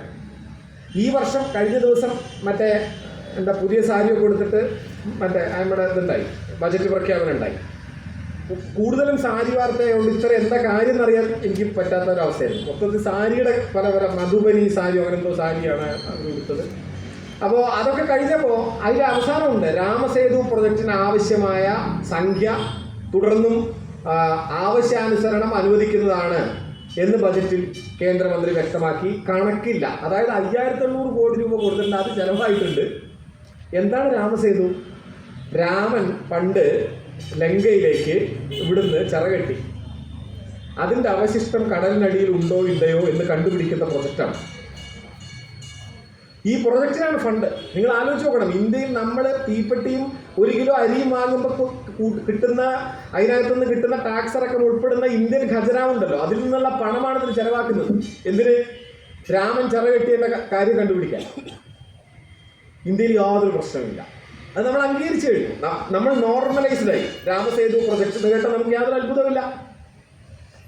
കഴിഞ്ഞ മാസം ഓർഗനൈസറിൽ പ്രഫുല്ല കേത്കർ എന്ന് പറയുന്ന ഒരു RSS നേതാവാണ് ഇപ്പോൾ ഓർഗനൈസർ എന്ന് പറയുന്ന RSSന്റെ മുഖ മാസികയുണ്ട്. ഓർഗനൈസറിന്റെ ഇപ്പോഴത്തെ പത്രാധിപർ കഴിഞ്ഞ മാസം, ദാറ്റ് മീൻസ് ഡിസംബർ, കഴിഞ്ഞ ഡിസംബറിൽ ഒരു വലിയ മുഖപ്രസംഗം അദ്ദേഹം എഴുതി, ഓർഗനൈസറിൻ്റെ ആയിട്ട്. അതിൽ അദ്ദേഹം പറയുന്നത് ഇന്ത്യയിലെമ്പാടും നാഗരിക നീതി ഇനി നടപ്പാക്കപ്പെടണം, ഭരണഘടനയിലെ നീതി സങ്കല്പം ഒളിച്ചെഴുതപ്പെടണം എന്നാണ് അദ്ദേഹത്തിൻ്റെ വാദം. എന്താണ് നാഗരിക നീതി? ഞാൻ പറയുന്നത് സ്കാറ്റേഡ് ആണെന്ന് എനിക്കറിയാം, പക്ഷേ ഈ വിഷയം ഇങ്ങനെ സമീപിക്കാൻ എനിക്ക് പറ്റുന്നുള്ളൂ. എന്താണ് നാഗരിക നീതി? നിങ്ങൾക്ക് ചിന്തിച്ചാലറിയാം, ഇന്ത്യൻ ഭരണഘടന നിൽക്കുന്നത് അടിസ്ഥാനപരമായി 3 നീതി സങ്കല്പങ്ങളിലാണ്. ഇന്ത്യൻ പൗരനുള്ളത് വേണ്ടത്, ഇന്ത്യൻ പൗരന് ഭരണഘടന വിഭാവനം ചെയ്യുന്നത് 3 നീതികളാണ്. 1 രാഷ്ട്രീയ നീതി, 2 സാമൂഹിക നീതി, 3 സാമ്പത്തിക നീതി. ഇന്ത്യ സ്വതന്ത്രമായി ഭരണഘടന അംഗീകരിക്കപ്പെടുമ്പോൾ അംബേദ്കർ പറഞ്ഞ പ്രധാനപ്പെട്ട കാര്യം, നാം ഈ 3 നീതികളിലേക്ക് ഒരു മുഴുവൻ ഇന്ത്യൻ പൗരന്മാരെയും എത്തിക്കുക എന്ന വലിയ ദൗത്യമാണ് ഏറ്റെടുക്കുന്നത്. അതിൽ ആദ്യത്തെ നീതി, രാഷ്ട്രീയ നീതിയുടെ ആദ്യ പടവുകൾ മാത്രമേ നമുക്കിപ്പോൾ എത്താനായിട്ടുള്ളൂ. 1 man = 1 vote.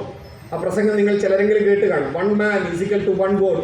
ഒരു മനുഷ്യൻ സമം 1 വോട്ട് എന്ന രാഷ്ട്രീയ നീതിയുടെ ആദ്യ പടവിലേക്ക് നാം എത്തിച്ചേർന്നിരിക്കുന്നു.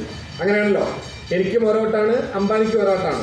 അംബാനി ഞാനും സമന്മാരാണ് ഇന്ത്യയിലെന്ന് തലയ്ക്ക് വെളിവുള്ള ആരും പറയില്ല. പക്ഷേ അംബാനിക്ക് ഒരോട്ടേ ഉള്ളൂ, എനിക്ക് ഒരോട്ടേ ഉള്ളൂ. വോട്ട് ചെയ്യുന്ന സമയത്ത് അവിടെ ഒരു നീതിയുണ്ട്, സമത്വമുണ്ട്. എന്നാൽ മറ്റ് 2 നീതികളും ഇന്നും ഇന്ത്യയിൽ എത്രയോ അകലെയാണ്. ഈ ഭരണഘടന സാക്ഷാത്കരിക്കപ്പെടുക ഈ 3 നീതികളുടെയും സാക്ഷാത്കാരത്തിന്റെ സമയമനുസരിച്ചിരിക്കും. ഇത് അദ്ദേഹത്തിന്റെ പ്രസിദ്ധമായ സ്റ്റേറ്റ്മെന്റ് ആണ്. 1 man = 1 vote എന്നിടത്തേക്ക് നാം എത്തിച്ചേർന്നിരിക്കുന്നു. 1 man = 1 value എന്നിടത്തേക്ക് നാം എന്നാണ് എത്തിച്ചേരാൻ പോകുന്നത് എന്നുള്ളത് അംബേദ്കറിന്റെ പ്രസിദ്ധമായ ആശങ്കയാണ്. ഈ 3 നീതികളെയും RSS തിരസ്കരിക്കുന്നു, പകരം ഒരു നീതി വെക്കുന്നു, നാഗരിക് നീതി. എന്താണ് നാഗരിക് നീതി? അവർ പറയുന്നത് ഇന്ത്യയിലെ 12,000 പള്ളികൾ, അത് ചിലത് കത്തീഡ്രലുകളാണ്, ക്രിസ്ത്യൻ കത്തീഡ്രലുകളാണ്, ഭൂരിപക്ഷവും മുസ്ലിം പള്ളികളാണ്. ഇവയുടെ എല്ലാം സ്ഥാനങ്ങളിൽ ഉണ്ടായിരുന്നത് പണ്ട് ഹിന്ദു ക്ഷേത്രങ്ങളാണ് എന്ന് കണ്ടെത്തിയിരിക്കുന്നു. ആര് കണ്ടെത്തിയിരിക്കുന്നു? ഓർഗനൈസർ കണ്ടെത്തിയിരിക്കുന്നു, RSSന്റെ മുഖപത്രം. അതുകൊണ്ട് ആ 12,000 സ്ഥലങ്ങളിലുമുള്ള ഹിന്ദു ക്ഷേത്രങ്ങളെ പുനഃസ്ഥാപിക്കുക എന്നത് അതാത് നഗരങ്ങളുടെ ആവശ്യമാണ്. മധുരയുടെ ആവശ്യമാണ് മധുരയിൽ കൃഷ്ണക്ഷേത്രം പണിയിക്കപ്പെടുക എന്നത്. നിങ്ങൾ ആലോചിച്ച് നോക്കണം, ഗ്യാൻബാബി അവിടെ ക്ഷേത്രം പണിയിക്കപ്പെടുക എന്ന് പറയുന്നത് ആ നഗരത്തിന്റെ ആവശ്യമാണ്. ഇങ്ങനെ 12,000 നഗരങ്ങളുടെ നാഗരിക നീതി നടപ്പിലാക്കുമ്പോഴാണ് ഇന്ത്യ ആവുക എന്നാണ് സങ്കല്പം. നിങ്ങൾ ആലോചിച്ച് നോക്കൂ. ഞാൻ ആദ്യം പറഞ്ഞ നെഹ്റുവിന്റെ സ്റ്റേറ്റ്മെന്റ് നിങ്ങളുടെ മനസ്സിലുണ്ടാവുമെന്ന് ഞാൻ കരുതുന്നു. ഇന്ത്യയിൽ ഇനി കെട്ടിപ്പോക്കേണ്ടത് മഹാക്ഷേത്രങ്ങളല്ല, വലിയ ശാസ്ത്ര സ്ഥാപനങ്ങളാണ് എന്ന് പറഞ്ഞ പ്രധാനമന്ത്രിയിൽ നിന്ന് നമ്മുടെ ഇന്നത്തെ ഇന്ത്യൻ ഭരണകൂടത്തിലേക്കുള്ള ദൂരം എത്രയാണ്? തുടർന്ന് ഞാൻ പറഞ്ഞു വന്നത്, ഈ പറയുന്ന വാജ്പേയി ഘട്ടം കഴിഞ്ഞ് കുറെ കാലത്തെ നമുക്കറിയാമല്ലോ, UPA സർക്കാരിന്റെ ഘട്ടം എല്ലാം കഴിഞ്ഞ് 1ാം നരേന്ദ്രമോദി സർക്കാർ അധികാരത്തിൽ എത്തുമ്പോഴേക്കും ഉണ്ടാകുന്ന പ്രധാനപ്പെട്ട മാറ്റം നമ്മൾ മനസ്സിലാക്കേണ്ടത്, എങ്ങനെയാണ് ഇന്ത്യൻ വിദ്യാഭ്യാസ രംഗത്തെയും ഇന്ത്യൻ ശാസ്ത്രബോധത്തെയും ശാസ്ത്രമണ്ഡലത്തെയും അങ്ങേയറ്റം കപടശാസ്ത്രവൽക്കരിക്കേണ്ടത്, വ്യാജമായ സ്യൂഡോ സയൻസ് കൊണ്ട് സയൻസിനെ എങ്ങനെയാണ് അറ്റാക്ക് ചെയ്യേണ്ടത് എന്നതിനെ കുറിച്ച് ഒരു ക്ലിയർ പ്ലാൻ അപ്പോഴേക്കും തയ്യാറായി കഴിഞ്ഞിട്ടുണ്ടായിരുന്നു. ഇത് വ്യക്തമാവണമെങ്കിൽ തുടർന്നുള്ള പ്രവർത്തനങ്ങളെ നമ്മൾ കൃത്യമായി നോക്കണം. 3 ഘട്ടങ്ങളാണ് എൻ്റെ ഒരു പഠനത്തിൽ എനിക്ക് തോന്നിയിട്ടുള്ളത്. 3 ഘട്ടങ്ങളാണ് തുടർന്ന് നമ്മൾ കാണുക.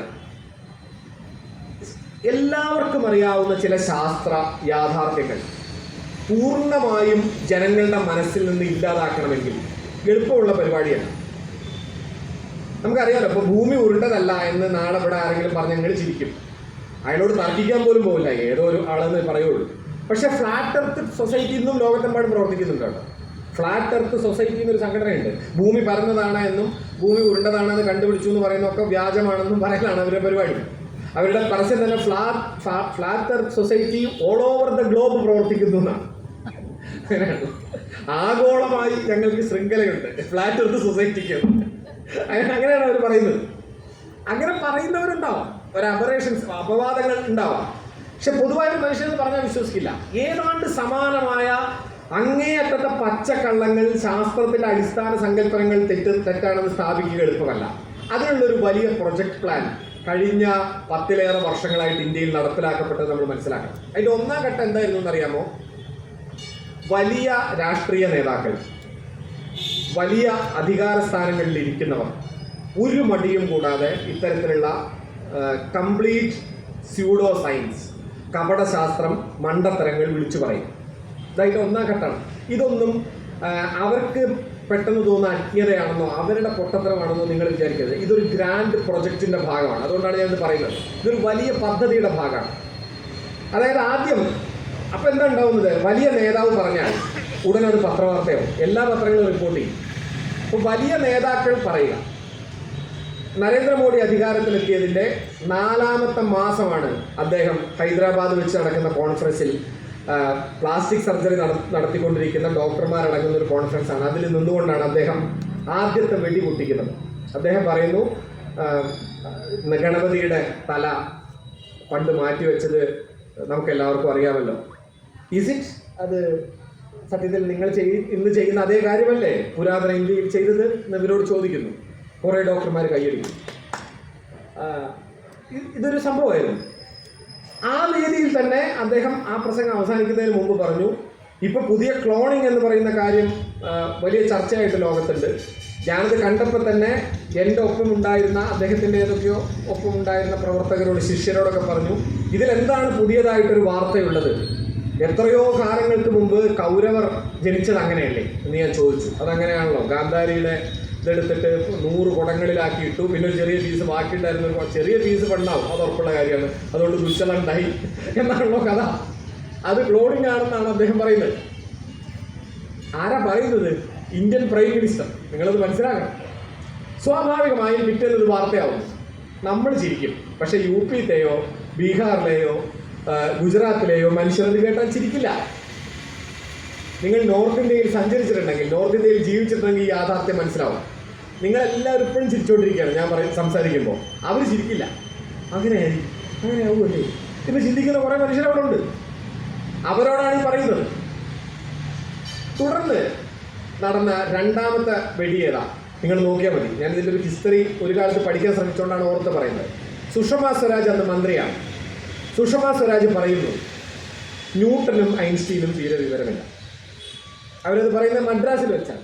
ന്യൂട്ടനും ഐൻസ്റ്റീനും പൊട്ടന്മാരാണ് അവരുടെ അഭിപ്രായത്തിൽ. അവർ പറയുന്നത് തന്നെ മൂർഖ എന്നുള്ള, അതായത് സംസ്കൃതത്തിൻ്റെ കൂടി വെച്ചിട്ടാണ് അവർ പറയുന്നത്. മൂർഖന് സംസ്കൃതത്തിൽ പറഞ്ഞ പാമ്പല്ല, വിഡ്ഢി എന്നാണ് അർത്ഥം. അത്ര വിവരമില്ലാത്ത ആളുകളാണ് ന്യൂട്ടനും ഐൻസ്റ്റീനും ഒക്കെ. ഈ പറയുന്ന എല്ലാ തത്വങ്ങളും എന്നോ ഭാരതത്തിൽ കണ്ടുപിടിക്കപ്പെട്ടതാണ്. ന്യൂട്ടന്റെ ഗുരുത്വാകർഷണ നിയമങ്ങൾ, ചലന നിയമങ്ങൾ, പിന്നെ ഐൻസ്റ്റീൻ കണ്ടുപിടിച്ചിരിക്കുന്ന റിലേറ്റിവിറ്റി തിയറി, ഇതൊക്കെ ഭാരതത്തിൽ കണ്ടുപിടിക്കപ്പെട്ടതാണ്. ആരും അറിയാതെ ഇവിടെ നിന്ന് അവർക്കത് എത്തിച്ചു കൊടുത്തത് ആരാണെന്ന് കണ്ടെത്താൻ നമുക്കിന്നും കഴിഞ്ഞിട്ടില്ല. ആ ഒരു പ്രശ്നം മാത്രമേ ഉള്ളൂ എന്ന് പറയുന്നു. ഇത് പ്രധാനപ്പെട്ട മീഡിയകൾ മുഴുവൻ റിപ്പോർട്ട് ചെയ്യുന്നു. സത്യപാൽ സിംഗ് എന്ന് പറയുന്ന ഒരു മന്ത്രിയുണ്ട്. സത്യപാൽ സിംഗ് തുടർന്ന് അടുത്ത ശാസ്ത്ര കോൺഗ്രസിൽ ആദ്യത്തെ പ്രധാനപ്പെട്ട കാര്യം മുന്നോട്ട് വയ്ക്കുകയാണ്. സത്യപാൽ സിംഗ് പറഞ്ഞത്, ശാസ്ത്ര കോൺഗ്രസ്സുകൾ, അന്ന് 105ാമത്തെ ശാസ്ത്ര കോൺഗ്രസ്സാണ് സംഘടിപ്പിക്കപ്പെടുന്നത്. 105ാം ശാസ്ത്ര കോൺഗ്രസ്സിൽ വെച്ച് പറയുന്നു, ശാസ്ത്ര കോൺഗ്രസ്സുകൾ കുറേ കാലമായി നടത്തിക്കൊണ്ടിരിക്കുന്നത് പൂർണ്ണമായും ഭൗതികമായ അന്വേഷണങ്ങളാണ്, മെറ്റീരിയലിക് സ്റ്റഡീസ്. ഈ ഒരു പഠനത്തിൻ്റെ വഴി മാറ്റണം. മറിച്ച് എറ്റേണൽ സ്റ്റഡീസ് നമ്മൾ ആരംഭിക്കണം, ശാശ്വത പഠനങ്ങൾ. കേന്ദ്ര മന്ത്രിയാണ് എന്ന് പറയുന്നത് ശാശ്വത കാര്യങ്ങളെ പറ്റി പഠിക്കണം. ശാസ്ത്രത്തിന് അങ്ങനെ ഒരു സംഭവമില്ല. ശാശ്വതമായ സത്യങ്ങളെ പറ്റി പഠിക്കാനുള്ള പരിപാടിയല്ല ഇത്. അങ്ങനെ ഒരു സംഭവം ഉണ്ടെന്ന് ശാസ്ത്രം അംഗീകരിക്കുന്നില്ല. ശാശ്വത സത്യങ്ങൾ, എറ്റേണൽ ട്രൂത്ത് പഠിക്കാനുള്ള ഒരു പരിപാടിയല്ല ഇത്. അതാണ് പഠിക്കേണ്ടത് എന്ന് പറയുന്നു. നിങ്ങൾ നോക്കിക്കോളൂ, 105, 106, 107 മുഴുവൻ ശാസ്ത്ര കോൺഗ്രസ്സുകളിലും പിന്നീട് ഈ എറ്റേണൽ സ്റ്റഡീസിന്റെ പ്രളയമാണ് നടന്നത്. അതാണ് ഇതിന്റെ 2ാം ഘട്ടം. അതായത് രാഷ്ട്രീയ നേതാക്കൾ, ഇവരൊന്നും വലിയ പണ്ഡിതരോ ശാസ്ത്ര പണ്ഡിതരോ ശാസ്ത്ര വിവരമുള്ളവരോ അല്ല. അവരിത് പറയുന്നു. അതിനുശേഷം 2ാം ബറ്റാലിയൻ ഇറങ്ങുന്നു. ആ 2ാം ബറ്റാലിയൻ ഏതാണ്? ഇന്ത്യയിലെ ശാസ്ത്രജ്ഞരാണ്. ശാസ്ത്രജ്ഞർ പറയുമ്പോൾ അതിന് വേറൊരു വാല്യൂ കിട്ടുകയാണ്. അത് രാഷ്ട്രീയ നേതാവ് പറയുന്ന പോലെയല്ല. നരേന്ദ്രമോദിക്ക് ഒരു ദിവസം ക്ലോണിങ്ങിനെ പറ്റി തോന്നിയ ഒരു ബോധോദയമല്ല. സയന്റിസ്റ്റുകൾ തുടർന്ന് ഈ ഭാഷയിൽ സംസാരിക്കാൻ ആരംഭിക്കുകയാണ്. ശാസ്ത്ര കോൺഗ്രസ്സുകളിൽ പ്രബന്ധം വരികയാണ്. നാഗ്പൂരിൽ വെച്ച് നടന്ന ശാസ്ത്ര കോൺഗ്രസ്സിലെ ഒരു പ്രധാനപ്പെട്ട പ്രബന്ധം പ്രപഞ്ചോത്പത്തിയുടെ സമയത്ത് ഓം എന്ന ശബ്ദം കേട്ടിട്ടുണ്ടോ ഇല്ലയോ എന്നതായി. നിങ്ങൾ കുറെ ആൾക്കാരെങ്കിലും വാട്സപ്പിൽ ഇത് കണ്ടു കാണും. ഓം എന്ന ശബ്ദം പ്രപഞ്ചത്തിൻ്റെ എവിടെയൊക്കെയോ മുഴങ്ങുന്നുണ്ടെന്ന്. അത് റെക്കോർഡ് ചെയ്തിട്ട് നമുക്ക് ഫോൺ വഴിയൊക്കെ അയച്ചു തരുന്നുണ്ട്. എവിടെ പ്രപഞ്ചത്തിൻ്റെ ഏത് കോണിൽ പോയിട്ടാണ് ഈ ചങ്ങാതി ഇത് റെക്കോർഡ് ചെയ്തിരിക്കുന്നത് നമുക്കറിയില്ല. വായു എന്ന് പറയുന്ന ഒരു മീഡിയം ഉള്ളപ്പോഴാണ് നമ്മൾ ഈ ശബ്ദം എന്ന് പറയുന്ന സംഭവം തരംഗം സഞ്ചരിക്കുന്നത് എന്നത് ശാസ്ത്രത്തിൻ്റെ അടിസ്ഥാന ബോധമാണ്. അത് തെളിയിക്കാൻ വലിയ പരീക്ഷ ലാബിലൊന്നും പോയി നടത്തണ്ട. വെള്ളത്തിൻ്റെ ഉള്ളിൽ മുങ്ങിയിരുന്നിട്ട് നിങ്ങൾ ഓം എന്ന് പറഞ്ഞാൽ മതി, കുമിള മാത്രമേ വരൂ, അല്ലാതെ ഓം വരില്ല. വായു വേണം ഓം എന്ന് കേൾക്കണമെന്നുണ്ടെങ്കിൽ. വാക്വമായി കിടക്കുന്ന ബഹിരാകാശത്ത് എവിടുന്നാണ് ഓം? സാമാന്യ ബുദ്ധി വെച്ച് കിട്ടാവുന്ന ഈ കാര്യത്തെപ്പറ്റി പ്രബന്ധം അവതരിപ്പിക്കപ്പെടുന്നത് ഇന്ത്യൻ ശാസ്ത്ര കോൺഗ്രസിലാണ്. അവസാനം അത് അവതരിപ്പിച്ച നരേന്ദ്ര ജൂഡെ എന്ന് പറയുന്ന ഒരു ചങ്ങാതി, അദ്ദേഹം അത് അവസാനിപ്പിക്കുന്നത് ശംഖനാദത്തിലാണ് ഓം ഉള്ളതെന്നും ദിവസേന ശംഖനാദം മുഴക്കിക്കൊണ്ടിരിക്കുമ്പോൾ ഓം എന്ന ശബ്ദം പ്രപഞ്ചത്തിന്റെ പല കോണുകളിലായി പ്രതിധ്വനിക്കുന്നുണ്ടെന്നും അതൊക്കെ നമ്മുടെ സൂക്ഷ്മ ശരീരത്തെ, അങ്ങനെയൊക്കെ കുറെ കാര്യങ്ങളുണ്ടല്ലോ, അത് ഈ ഭൗതിക ശരീരമല്ല ഏതോ സൂക്ഷ്മ ശരീരത്തെ ഉത്തേജിപ്പിക്കുമെന്നൊക്കെ പറഞ്ഞിട്ടാണ്. എന്നിട്ട് അദ്ദേഹം ശാസ്ത്ര കോൺഗ്രസിൽ 5 മിനിറ്റ് ശംഖും വിളിച്ചു. അവസാനം ഇങ്ങനെയാണ് ആ ശാസ്ത്ര കോൺഗ്രസ് നടക്കുന്നത്. ആ ശാസ്ത്ര കോൺഗ്രസിൽ വെച്ചിട്ടാണ് പ്രസിദ്ധ ഡോക്ടർ വെങ്കിട്ടരാമൻ, നമ്മുടെ ഏറ്റവും പ്രസിദ്ധനായ മറ്റേ നോബൽ പ്രൈസ് നേടിയ ശാസ്ത്രകാരൻ, 15 മിനിറ്റ് നേരം പോയിരുന്ന ഇന്നത്തോടുകൂടി ഞാൻ ഈ പരിപാടി നിർത്തി, ഇനി ശാസ്ത്ര കോൺഗ്രസിൽ ഞാൻ വരുന്നില്ല എന്ന് പറഞ്ഞ് ഇറങ്ങിപ്പോകുന്നു. നൊബൽ പ്രൈസ് കിട്ടിയ ഇന്ത്യൻ ശാസ്ത്രജ്ഞൻ തന്നെ ഈ പരിപാടിയിൽ നിന്ന് ഇറങ്ങിപ്പോയി. പിന്നീട് അദ്ദേഹം ശാസ്ത്ര കോൺഗ്രസുമായി സഹകരിച്ചിട്ടേ ഇല്ല. ഇന്ത്യയിലെ ശാസ്ത്രരംഗത്തെ വിവരമുള്ള ഓരോ മനുഷ്യരായി ഇന്ത്യൻ ശാസ്ത്ര രംഗത്തിന്റെ പ്രധാനപ്പെട്ട ഭരണപരമായ ഇടപെടലുകൾ നടക്കുന്ന മുഴുവൻ ഇടങ്ങളിൽ നിന്നും മാറി നിൽക്കുകയും തുടർച്ചയായ സയന്റിസ്റ്റ് മൈഗ്രേഷൻ നടക്കുന്ന ഒരു രാജ്യമായി ഇന്ത്യ മാറി. കഴിഞ്ഞ 10 വർഷത്തിനിടയ്ക്ക് ഇന്ത്യയിലെ പ്രധാനപ്പെട്ട 100-ലേറെ സയന്റിസ്റ്റുകളെങ്കിലും ഈ രാജ്യം വിട്ടു എന്നാണ്, ഞാനല്ല, ഹിന്ദുസ്ഥാൻ ടൈംസ് ഒരു തവണ റിപ്പോർട്ട് ചെയ്തു. ഹിന്ദുസ്ഥാൻ ടൈംസ്, ഹിന്ദു അല്ല നിങ്ങൾ ഓർക്കണം, അല്ലെങ്കിൽ പക്ക ഈ ഇവിടുത്തെ പത്രമാണെന്ന് പറയുന്ന ഒരു പത്രമല്ല, ദേശാഭിമാനി ഒന്നുമല്ല റിപ്പോർട്ട് ചെയ്യുന്നത്. അതിന്റെ കണക്കുകളൊക്കെ പറയുന്നുണ്ട്. തുടർന്നുള്ള ശാസ്ത്ര കോൺഗ്രസുകളിൽ നോക്കിയാൽ വിചിത്രമായ അനേകം കാര്യം. ഈ ശാസ്ത്ര കോൺഗ്രസ് നമ്മൾ പറയുന്നത് എന്തിനാ? ഞാൻ നേരത്തെ പറഞ്ഞ പോലെ നമ്മളുടെ കുട്ടികൾ പഠിക്കുന്ന ഇന്ത്യയിലെ ശാസ്ത്ര കോൺഗ്രസ് ആരംഭിക്കുന്നത് 1920-കളിൽ നെഹ്റുവിന്റെ കൂടി നേതൃത്വത്തിലാണ്. എന്താണ് ശാസ്ത്ര കോൺഗ്രസ്? ഒരു ഘട്ടത്തിൽ നെഹ്റു പറയുന്നുണ്ട്, ഐൻസ്റ്റീൻ അടക്കമുള്ളവർ പങ്കെടുക്കുന്ന ശാസ്ത്ര കോൺഗ്രസ് ആണ് എന്റെ സ്വപ്നം. അദ്ദേഹം ലോകത്തിലെ ഏറ്റവും മികച്ച സയന്റിസ്റ്റുകളെ ഇന്ത്യയിലേക്ക് ക്ഷണിച്ചു കൊണ്ടുവരുന്നു. ഇന്ത്യൻ ശാസ്ത്ര കോൺഗ്രസ് എന്ന് പറയുന്നത് ലോകത്തെമ്പാടുമുള്ള ശാസ്ത്രലോകം ഇങ്ങനെ നോക്കി നിന്നൊരു സന്ദർഭമുണ്ട്. 1930-കൾ 40-കൾ ഇന്ത്യയിൽ ശാസ്ത്ര കോൺഗ്രസിൽ വഴി എന്താണ് പുതിയ ശാസ്ത്രരംഗത്തെ മുന്നേറ്റത്തെ പറ്റിയുള്ള അറിവ് ലോകത്തിന് ലഭിക്കുന്നത് എന്ന് ലോകത്തിലെ പ്രധാനപ്പെട്ട യൂണിവേഴ്സിറ്റികൾ നോക്കി നിന്നൊരു സമയമുണ്ട്.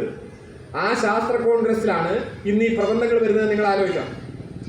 അടുത്ത ശാസ്ത്ര കോൺഗ്രസിൽ അവതരിപ്പിക്കപ്പെട്ട പ്രബന്ധം വളരെ വിചിത്രമായിരുന്നു. ആനന്ദ ബോഡാസ് എന്ന് പറയുന്ന അദ്ദേഹം ഒരു പൈലറ്റൊക്കെ ആയിരുന്നു, എയറോനോട്ടിക്സ് പഠിച്ച ആളാണ്. അദ്ദേഹമാണ് വിമാനം പണ്ടേ ഇവിടെ ഉള്ളതാണെന്നും പണ്ടേ ഭാരതത്തിലുണ്ടായിരുന്ന വിമാനം വൈമാനിക ശാസ്ത്രം നമ്മൾ വേണ്ടത്ര പരിഗണിക്കാത്തതുകൊണ്ടാണ് വിമാനം കണ്ടുപിടിച്ചത് റൈറ്റ് സഹോദരന്മാരാണ് എന്നൊക്കെയുള്ള മണ്ടത്തരം ഇന്ന് കുട്ടികൾ പഠിക്കുന്നത് എന്നുമാണ് അദ്ദേഹത്തിൻ്റെ പ്രബന്ധം. അതിന് അദ്ദേഹം അടിസ്ഥാനമാക്കി വെച്ചത് വൈമാനിക പ്രകരണം എന്ന് പറഞ്ഞുകൊണ്ടുള്ളൊരു പുസ്തകമാണ്. ഈ പുസ്തകം ഭരദ്വാജ മുനിയോ മറ്റോ എഴുതിയതാണ്. താടിയോലയിലാണ് കേട്ടോ എഴുതിയത്, നമ്മളതറിയാം. പേപ്പറും പേര് കണ്ടുപിടിക്കപ്പെട്ടിട്ടില്ല, പേപ്പറും പേര്, പക്ഷെ വിമാനം കണ്ടുപിടിച്ചില്ല. അങ്ങനെയാണ്, പേപ്പർ കണ്ടുപിടിച്ചിട്ടില്ല. പേപ്പറും വിമാനമായിട്ട് നേരിട്ടൊരു ബന്ധമുണ്ടെന്നല്ല, പക്ഷെ ആദ്യം താടിയോലയിൽ ആണി വെച്ച് എഴുതുന്നിടത്തുനിന്ന് പോലും മനുഷ്യൻ മുന്നേറിയിട്ടില്ല അവരുടെ കണക്ക് പ്രകാരം.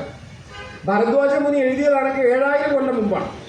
7000 കൊല്ലം മുമ്പ് എന്ത് മുനി? 7000 കൊല്ലം മുമ്പ് ഭാഷയുണ്ടോ? ചോദ്യം ഒരുപാടുണ്ട്, അതൊന്നും ഇല്ല. ഈ ഭരദ്വാജ മുനി എഴുതിയതാണെന്ന് പറഞ്ഞൊരു പുസ്തകം അദ്ദേഹം മുന്നോട്ട് വെച്ചു. ആനന്ദ ബോഡാസും ഒപ്പം അദ്ദേഹത്തിനോടൊപ്പം പ്രവർത്തിക്കുന്ന മറ്റൊരാളും ചേർന്നിട്ടായിരുന്നു ഈ പ്രബന്ധാവതരണം. പിറ്റേ ദിവസം തന്നെ പത്രങ്ങളൊക്കെ പാടെ ഈ പരിപാടി പൊളിച്ചെടുക്കി. ഈ സംഭവം കംപ്ലീറ്റ് കളവാണെന്നും ഇങ്ങനൊരു പുസ്തകം തന്നെ യാഥാർത്ഥ്യമല്ലെന്നും ഈ പുസ്തകം എങ്ങനെയാണ് ഭരദ്വാജ മുനി എഴുതിയതാവുക എന്നൊക്കെ മുന്നോട്ട് വെച്ചു. അപ്പോൾ അദ്ദേഹം അതിൻ്റെ 3-ാമത്തെ ദിവസം അദ്ദേഹത്തിൻ്റെ ഒരു വിശദീകരണ കുറിപ്പ് വന്നു. ഈ ഭരദ്വാജ മുനി അദ്ദേഹത്തിൻ്റെ വൈമാനിക പ്രകരണം എന്ന പുസ്തകം 1920-കളിൽ ഗുജറാത്തിൽ ജീവിച്ചിരുന്ന ഒരു ചങ്ങാതി, എന്തോ ഒരു അല്പം എക്സെൻട്രിക് ആയ ഒരു മനുഷ്യൻ, അയാൾക്ക് സ്വപ്നത്തിൽ രാത്രി കാണിച്ചു കൊടുത്തത്. അപ്പോൾ അയാൾ സ്വപ്നത്തിൽ നിന്ന് ഉണർന്ന് ഉടനെ ഭരദ്വാജ മുനിയുടെ ഈ പുസ്തകം പറഞ്ഞു തന്ന് മുഴുവൻ ഓർമ്മയിൽ നിന്നെടുത്ത് എഴുതി. അതാണ് ഞാൻ ഈ ശാസ്ത്ര കോൺഗ്രസിൽ മുന്നോട്ട് വെച്ചത് എന്നാണ് അദ്ദേഹം പറയുന്നത്. ആനന്ദ ബോഡാസ് പറഞ്ഞത്. ശരി, സയൻസിനൊരു വഴിയുണ്ട്. ആര് പറഞ്ഞു എന്നത് പ്രസക്തമല്ല, പറഞ്ഞ കാര്യം എന്ത് എന്നതാണ് സയൻസിന്റെ മെത്തഡോളജി. ഇന്ത്യൻ എയറോനോട്ടിക്സ് വിദഗ്ധർ, ഇന്ത്യയിലെ വിമാനം ഉണ്ടാക്കുന്ന ആളുകൾ, ഇവരെല്ലാവരും ചേർന്നുകൊണ്ട് ഈ പറഞ്ഞ സംഹിത, വൈമാനിക പ്രകരണം എന്ന് പറയുന്ന ഈ രണ്ട് സാധനങ്ങൾ വെച്ച് നോക്കി. അപ്പോൾ ഒരു ചതുരപ്പെട്ടിയാണ് ഈ വിമാനത്തിന്റെ ചിത്രമൊക്കെ ഇതിനകത്ത് വരച്ചു വെച്ചിരിക്കുന്നത്. അത് മുതൽ അതിൽ വിമാനം എന്ന പേരിൽ എഴുതി വെച്ചിരിക്കുന്ന സാധനമൊക്കെ പാടെ നോക്കിയ ഒരാഴ്ചക്കകം റിപ്പോർട്ട് പുറത്തു വന്നു. ഇങ്ങനെ ഒരു വിമാനം ഉണ്ടാക്കിയാൽ നിലത്തുനിന്ന് പോകില്ല, ഇങ്ങനെ വിമാനം നിങ്ങൾക്ക് ഉണ്ടാക്കാം, നിലത്തുനിന്ന് പോകണമെങ്കിൽ വേറെ പരിപാടി വേണ്ടി വരും എന്ന് അവർ പറഞ്ഞു. ഇന്ത്യയിൽ വല്ല കാര്യമുണ്ടായോ? ആ എയറോനോട്ടിക്സ് വിദഗ്ധരുടെ റിപ്പോർട്ട് വയറിൽ നിങ്ങൾക്ക് കിട്ടും. വയർ എന്ന് പറയുന്ന ഒരു സമാന്തര മാസികയാണ് നിങ്ങൾക്ക് കിട്ടുന്നത്. ബാക്കി ഇന്ത്യയിലെ പ്രധാനപ്പെട്ട മീഡിയകൾ പോലും അത് പ്രസിദ്ധീകരിച്ചില്ല. പക്ഷേ ആനന്ദ ബോഡാസിന്റെ ഈ പണ്ടേ ഇവിടെ വിമാനം ഉണ്ടായിരുന്നു എന്ന വിജ്ഞാനം ഇപ്പോഴും ഇന്ത്യയിൽ ഓടുന്നുണ്ട്. അനേകം പറയാനുണ്ട് ഇത്തരം റിപ്പോർട്ടുകൾ. അതിൻ്റെ ഇങ്ങേയറ്റത്താണ് കഴിഞ്ഞ ശാസ്ത്ര കോൺഗ്രസിലാണ് ചൊവ്വയിൽ നിന്നുള്ളൊരു ഫോട്ടോ വെച്ചിട്ടാണ് ഒരു പ്രബന്ധം. ഞാനത് അത്ഭുതത്തോടെ ആ പ്രബന്ധം കണ്ടത്. ചൊവ്വയിൽ നിന്നുള്ളൊരു ഫോട്ടോ. അതെന്താ വെച്ചാൽ ഇപ്പോൾ പേഴ്സിറിയൻസ് എന്ന് പറഞ്ഞിട്ടൊരു ഗവേഷണം നാസയുടെ നേതൃത്വത്തിൽ നടക്കുന്നുണ്ട്. ചൊവ്വ പര്യവേഷണം. അവിടെ പോയിട്ട് ഇറങ്ങി ഏതാണ്ട് 3 മാസത്തോളം ചൊവ്വയുടെ ഉപരിതലത്തിൽ നാസയുടെ ഒരു പേടകം ഇറങ്ങി അവിടുത്തെ ഗവേഷണം നടക്കുകയാണ്. ആദ്യമായിട്ട് ചൊവ്വയുടെ അന്തരീക്ഷത്തിൽ ഒരു ചെറിയ ഹെലികോപ്റ്ററിനെ അവർ പറത്തുകയൊക്കെ ചെയ്തിട്ടുണ്ട്.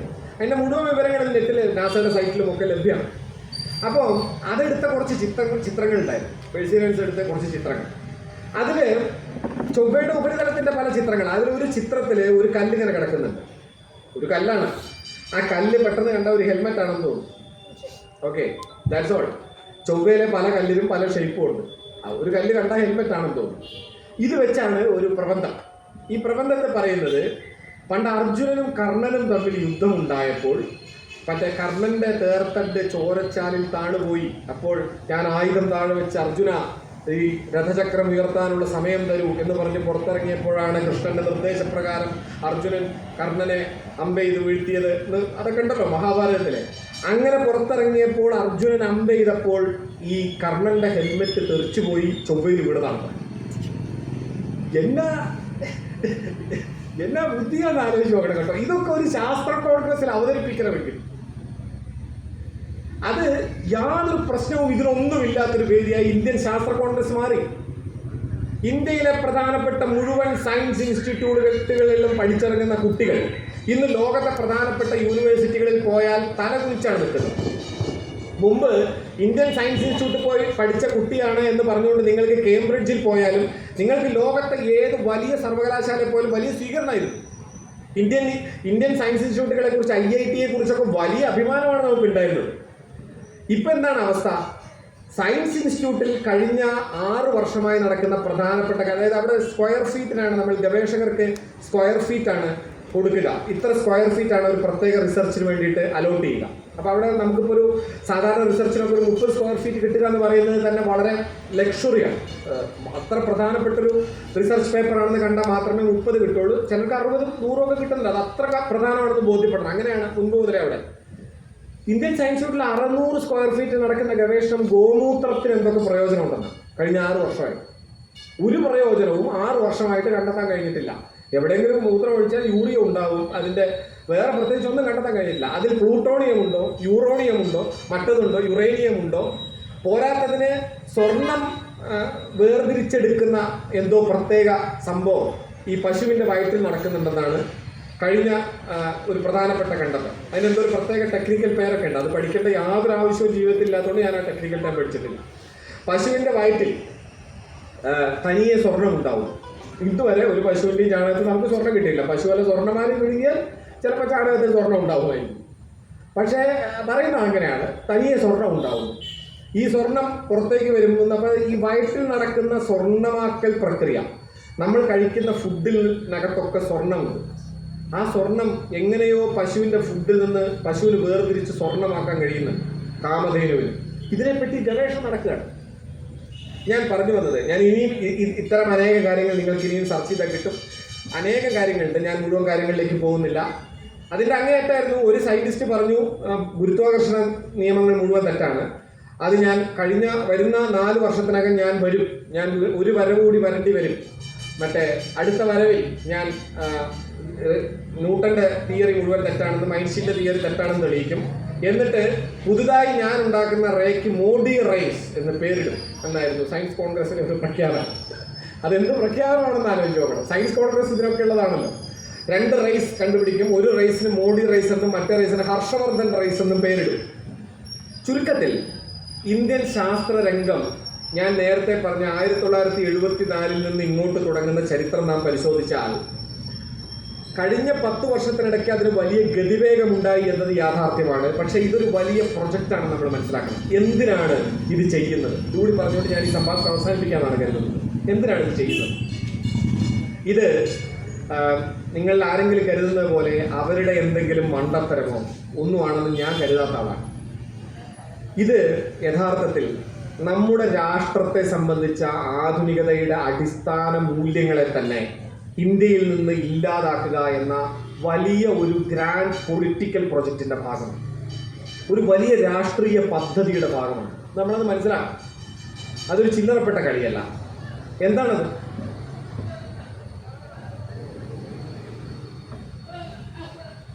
നമുക്കറിയാം ഇന്ത്യ എന്ന ദേശരാഷ്ട്രം ഉണ്ടായത് എങ്ങനെയെന്നതിനെ പറ്റി അനേകം ആശയങ്ങളുണ്ട്. ഞാൻ അതിന്റെ വിശദാംശങ്ങളിലേക്ക് കടക്കുന്നില്ല. ഇന്ത്യ സ്വാതന്ത്ര്യ സമരം നടന്നതിന് ശേഷം ആന്റി കൊളോണിയൽ സമരങ്ങളിലൂടെ ബ്രിട്ടീഷുകാർക്കെതിരെ ഒന്നിച്ചു നിന്നാൽ മാത്രമേ നമുക്ക് സ്വാതന്ത്ര്യം നേടാനാവൂ എന്ന ബോധ്യം നിരന്തരമായ ശ്രമങ്ങളിലൂടെ ഉൽപ്പാദിപ്പിക്കപ്പെട്ട് അനേകം നാട്ടുരാജ്യങ്ങളിലെ മനുഷ്യർ ഒന്നിച്ച് സമരം ചെയ്താണ് ഇന്ത്യൻ സ്വാതന്ത്ര്യത്തിലെത്തുന്നത്. അതിനുശേഷമാണ് വല്ലഭായ് പട്ടേലിന്റെ നേതൃത്വത്തിൽ 500 ചില്ലാനം നാട്ടുരാജ്യങ്ങളെ യോജിപ്പിച്ച് ഇന്ത്യൻ യൂണിയൻ എന്ന നിലയ്ക്ക് ഇന്ത്യ രൂപീകരിക്കപ്പെടുന്നത്. ഈ ആധുനിക ഇന്ത്യയെ സംബന്ധിച്ച് അടിസ്ഥാനപരമായി ഈ പ്രമേയങ്ങളെല്ലാം തിരസ്കരിക്കുകയാണ് അടിസ്ഥാനപരമായി RSS ചെയ്യുന്നത്. RSS പറയുന്നത് ആയിരക്കണക്കിന് വർഷം മുമ്പേ ഉള്ളൊരു രാഷ്ട്രത്തെ കുറിച്ചാണ്. നിങ്ങൾക്കറിയാലോ, നമ്മുടെ സിലബസിൽ കഴിഞ്ഞ +2 സിലബസിലെ ചരിത്രം പരിഷ്കരിക്കാനായിട്ട് നിയോഗിക്കപ്പെട്ട കമ്മിറ്റിയുടെ ചെയർമാൻ ഒരു മലയാളിയായിരുന്നു. അദ്ദേഹം ആണ് ഭാരതം എന്ന പേരെ ഇനി ഉപയോഗിക്കാവൂ എന്ന് ഉള്ള നിർദ്ദേശം അവർക്ക് കൊടുത്തത്. ഇന്ത്യ എന്ന വാക്ക് നമ്മുടെ ഭരണഘടനയുടെ പ്രിയാമ്പിളിൽ നിന്ന് കട്ടിയാണ് നിർദ്ദേശം കൊടുത്തത്. ഭാരതം എന്ന വാക്ക് മതി, ഇന്ത്യ എന്ന വാക്ക് വേണ്ട. ഈ 2 വാക്ക് നമ്മുടെ ഭരണഘടനയിലുണ്ട്, നമ്മൾ ഉപയോഗിക്കാറുമുണ്ട്. പക്ഷെ ഇന്ത്യ എന്ന വാക്കിനോട് എന്താണ് വിരോധം? അദ്ദേഹമായിട്ട് ഞാനൊരു ചർച്ചയിൽ പങ്കെടുത്ത ഞാൻ ചോദിച്ചു, എന്താണ് നിങ്ങളുടെ ലോജിക്? ഇപ്പൊ പറയുന്നത് ആദ്യത്തെ ലോജിക്, ഇന്ത്യ എന്ന വാക്ക് പുതിയതാണ്, ഭാരതം എന്ന വാക്ക് പഴയതാണ്. ഞാൻ പറഞ്ഞു അല്ല, അത് മിനിമം ചരിത്ര വിദ്യാർത്ഥി എന്ന നിലയ്ക്ക് എനിക്ക് പറയാൻ അറിയാവുന്ന കാര്യമാണ്. ഹിന്ദുഷ് എന്ന വാക്കിന് പെരിപ്ലസിന്റെ കാലത്തോളം പഴക്കമുണ്ട്. നൂറ്റാണ്ടുകളുടെ മെസോപ്പൊട്ടോമിയൻ ലിഖിതങ്ങൾ മുതലുള്ള ചരിത്രം പരിശോധിച്ചാൽ നമുക്ക് ഹിന്ദുഷ് എന്ന വാക്കിൻ്റെ ഒരു ഹിസ്റ്ററി നമുക്ക് പിന്നിലേക്ക് പിടിക്കാൻ കഴിയും. പേർഷ്യൻ സ്ലാങ്ങിൽ വന്നിരിക്കുന്ന മാറ്റമാണ് നമ്മുടെ ഇവിടുത്തെ സിന്ധു സംസ്കാര നിലയിലെ സ എന്ന അക്ഷരത്തെ ഹ എന്ന് മാറ്റി ഉച്ചരിക്കുന്നത്. അതിന് ഏതാണ്ട് ഒരു 2500 വർഷം മുമ്പുള്ളൊരു പഴക്കം കണ്ടെത്താൻ പറ്റും. ഭാരതം എന്ന വാക്കിനും കുറച്ചൊരു പഴയ പാഠങ്ങൾ നമുക്ക് കണ്ടെത്താൻ പറ്റും. അത് ഏതാണ്ട് സമാനമാണ്. വലിയ വ്യത്യാസമൊന്നും പറയാനില്ല. മാത്രമല്ല, ഭാരതം എന്നത് ആദ്യഘട്ടം മുതൽ ഒരു രാഷ്ട്രം എന്ന നിലയ്ക്ക് ഉപയോഗിക്കപ്പെട്ട വാക്കല്ല, ഭാരതവർഷം എന്ന് ഉപയോഗിക്കപ്പെട്ട വാക്കാണ്. ഈ കാര്യങ്ങളൊക്കെ പറഞ്ഞു. അപ്പോൾ അദ്ദേഹം അത് സമ്മതിക്കുന്നില്ല. അദ്ദേഹം പറയുന്നത് അങ്ങനെയല്ല, നിങ്ങൾ പറയുന്നതൊക്കെ ശരിയല്ല, നിങ്ങൾ ഈ കൊളോണിയൽ ചരിത്രമാണ് പഠിച്ചിട്ടുള്ളത്, ഞാൻ ഭാരതീയ ചരിത്രമാണ് എന്നൊക്കെ പറയുന്നു. പിന്നെ അദ്ദേഹം പറയുന്നത് പഴയ പേരല്ലേ നമ്മൾ എടുക്കേണ്ടതെന്നാണ്. അപ്പം ഞാൻ പറഞ്ഞു അതിൻ്റെ ലോജിക്ക് എന്താണ്? അതും എനിക്ക് മനസ്സിലായിട്ടില്ല. നിങ്ങൾക്ക് ഒരു കുട്ടി ഉണ്ടാകുമ്പോൾ വൈക്കത്തെ ഏറ്റവും പുരാതനമായ മനുഷ്യന്റെ പേരെന്താണ്? അതിൻ്റെ കുട്ടിക്കിടാന്ന് ആരെങ്കിലും ആലോചിക്കാറുണ്ടോ? അങ്ങനെയൊന്നും ആലോചിക്കില്ലല്ലോ. ഒരു രാഷ്ട്രം ഉണ്ടായാൽ ആ രാഷ്ട്രത്തിന് പേരിടുക എന്നുള്ളതാണ്. എങ്ങനെ ആ രാഷ്ട്രത്തിലെ മുഴുവൻ മനുഷ്യർക്കും ഏകീകരിക്കപ്പെടാവുന്നൊരു വാക്ക് ആ രാഷ്ട്രത്തിന്റെ പേരാവുക എന്നുള്ളതാണ്. രാഷ്ട്രങ്ങളുടെയൊക്കെ പേരുകൾ പരിഷ്കരിക്കപ്പെട്ടിട്ടുണ്ട്. അനേകം രാജ്യങ്ങളുടെ പേരുകൾ, പുതിയ പേരുകൾ വന്നതാണ്. പിന്നെ പഴയ പേരിന് എന്താണ് ഒരു പ്രസക്തി? പഴയ വീഞ്ഞിനൊക്കെ പ്രസക്തി, മദ്യമൊക്കെ പഴകി കഴിഞ്ഞാൽ എന്തോ സംഭവമാവുമെന്ന് കേട്ടിട്ടുണ്ട്. ഒരു രാജ്യത്ത് ഏറ്റവും പഴയ പേര് ഒരാൾ കിട്ടാൻ അയാൾ വലിയ മനുഷ്യനാവും? എനിക്കറിയില്ല. അങ്ങനെയാണെങ്കിൽ നമ്മുടെ കുട്ടികൾക്കൊക്കെ പുരാതനമായ പേരുകൾ ഇടുന്നുള്ളൂ, ആരും ഇടുന്നില്ലല്ലോ. അപ്പോൾ ഈ ലോജിക്കില്ലായ്മ അടിസ്ഥാനപരമായി എന്താണ്? പ്രാചീനത എന്ന് പറയുന്നത് ഇന്ത്യൻ രാഷ്ട്രീയത്തിന്റെ അടിസ്ഥാനത്തിലേക്കുള്ള RSSന്റെ ഒരു കണ്ണടയാണ്. എന്ന് വെച്ചാൽ എന്താണ്? ഇന്ത്യൻ രാഷ്ട്രീയത്തെ അവർ കാണുന്നത് ഹിന്ദു രാഷ്ട്ര ആയിട്ടാണ്. ഇന്ത്യ എന്ന രാഷ്ട്രത്തെ അവർ സങ്കല്പിക്കുന്നത് ഹിന്ദു രാഷ്ട്ര ആയിട്ടാണ്. ഹിന്ദു രാഷ്ട്ര എന്നത് കുറച്ചുകൂടി നല്ല ഭാഷയിൽ പറഞ്ഞാൽ അതൊരു ഓമന പേരാണ്. ഇറ്റ്സ് നോട്ട് ഹിന്ദു രാഷ്ട്ര. അവർ ഹിന്ദു രാഷ്ട്ര എന്ന് പറയും. അടിസ്ഥാനപരമായി അവർ ഇന്ത്യയെ സങ്കല്പിക്കുന്നത് ജാതി രാഷ്ട്രമായിട്ടാണ്. ഹിന്ദു രാഷ്ട്ര എന്നത് പുറത്തു പറയുന്ന ഒരു പേരാണ്. അവർ ഇന്ത്യയെ കാണുന്നത് ജാതി രാഷ്ട്രമായിട്ടാണ്. ചാതുർവർണ്ണ്യാധിഷ്ഠിതമായ ശ്രേണീബദ്ധമായ മേൽകീഴ് വ്യവസ്ഥയുള്ള ചില മനുഷ്യർ ജന്മനാ താണവരാണെന്നും ചില മനുഷ്യർ ജന്മനാ ഉയർന്നവരാണെന്നും ഉയർന്നവർക്ക് കീഴിൽ ജീവിക്കേണ്ടവരാണ് താണവർ എന്നുമുള്ള ശ്രുതികളും സ്മൃതികളും ഇതിഹാസങ്ങളും പറഞ്ഞ് പഴകിയ അതേ അടിമത്തത്തിന്റെ ആശയത്തെ ഇന്ത്യയിൽ പുനഃസ്ഥാപിക്കുക എന്ന രാഷ്ട്രീയ ദൗത്യമാണ്. ഈ രാഷ്ട്രീയ ദൗത്യം നിർവഹിക്കപ്പെടണമെങ്കിൽ ആധുനിക ശാസ്ത്രം അതിനെതിരായി ഏറ്റവും വലിയ പ്രതിബന്ധമായി മുന്നിൽ നിൽക്കും. ആധുനിക ശാസ്ത്രം കുട്ടികൾ പഠിക്കുന്നിടത്തോളം, ആധുനിക ശാസ്ത്രബോധം കുട്ടികളിൽ നിലനിൽക്കുന്നിടത്തോളം നിങ്ങൾക്ക് വീണ്ടും ഒരിക്കൽ കൂടി ഇന്ത്യയിലെ മനുഷ്യരോട് ജന്മനാ താണവരും ജന്മനാ ഉയർന്നവരും ഈ നാട്ടിലുണ്ടെന്ന് പറയാൻ പറ്റില്ല. ഇവിടുത്തെ ഒരു MP പറയണ പോലെ ഉന്നത കുല ജാത എന്ന് പറയുന്ന ഒരു പിടുതാപ്പ് ഈ നാട്ടിൽ ഉണ്ടെന്ന് പറയാൻ പറ്റില്ല. അത് പറയാൻ പറ്റാത്തത് കൊണ്ട് ആദ്യം നശിപ്പിക്കേണ്ടത്, നമ്മൾ പറയുമല്ലോ റൂട്ടിലേക്ക് ചെല്ലുക, അത് മാർക്സിന്റെ വാചകമാണ്. ഒരാശയത്തെ പറ്റി കൺഫ്യൂഷനെങ്കിൽ നമ്മൾ അതിന്റെ വേരുകളിലേക്ക് ചെല്ലുക. പക്ഷെ അത് പൂർണ്ണമായും ഏറ്റെടുത്തിരിക്കുന്നത് ഇന്ന് ഇന്ത്യയിൽ RSS ആണ്. ഇന്ത്യൻ വിദ്യാഭ്യാസത്തെ പിച്ചു ചീന്തിക്കൊണ്ടല്ലാതെ, ഇന്ത്യയുടെ ശാസ്ത്രബോധത്തെ മുഴുവൻ അടിപടലെ കീറിക്കൊണ്ടല്ലാതെ ഇന്ത്യയെ ഒരു ജാതി രാഷ്ട്രമാക്കുക അസാധ്യമാണ് എന്ന ബോധ്യത്തിൽ നിന്ന് വളരെ കൃത്യമായ ഒരു പ്രൊജക്ട് പ്ലാനോടുകൂടി നടക്കുന്ന പദ്ധതിയാണ് കപടശാസ്ത്ര നിർമ്മാണത്തിന്റെ ഇന്ത്യയുടെ രാഷ്ട്രീയം. ഇത് നമ്മൾ തിരിച്ചറിയേണ്ട ഒരു യാഥാർത്ഥ്യമാണ്. അതല്ലാതെ ഇത് ആർക്കെങ്കിലും ഒരാൾക്ക് പെട്ടെന്ന് തോന്നുന്ന ഒരു മണ്ടത്തരമോ ഒന്നുമല്ല. ഇതൊരു വലിയ ഗ്രാൻഡ് പ്രൊജക്റ്റാണ്.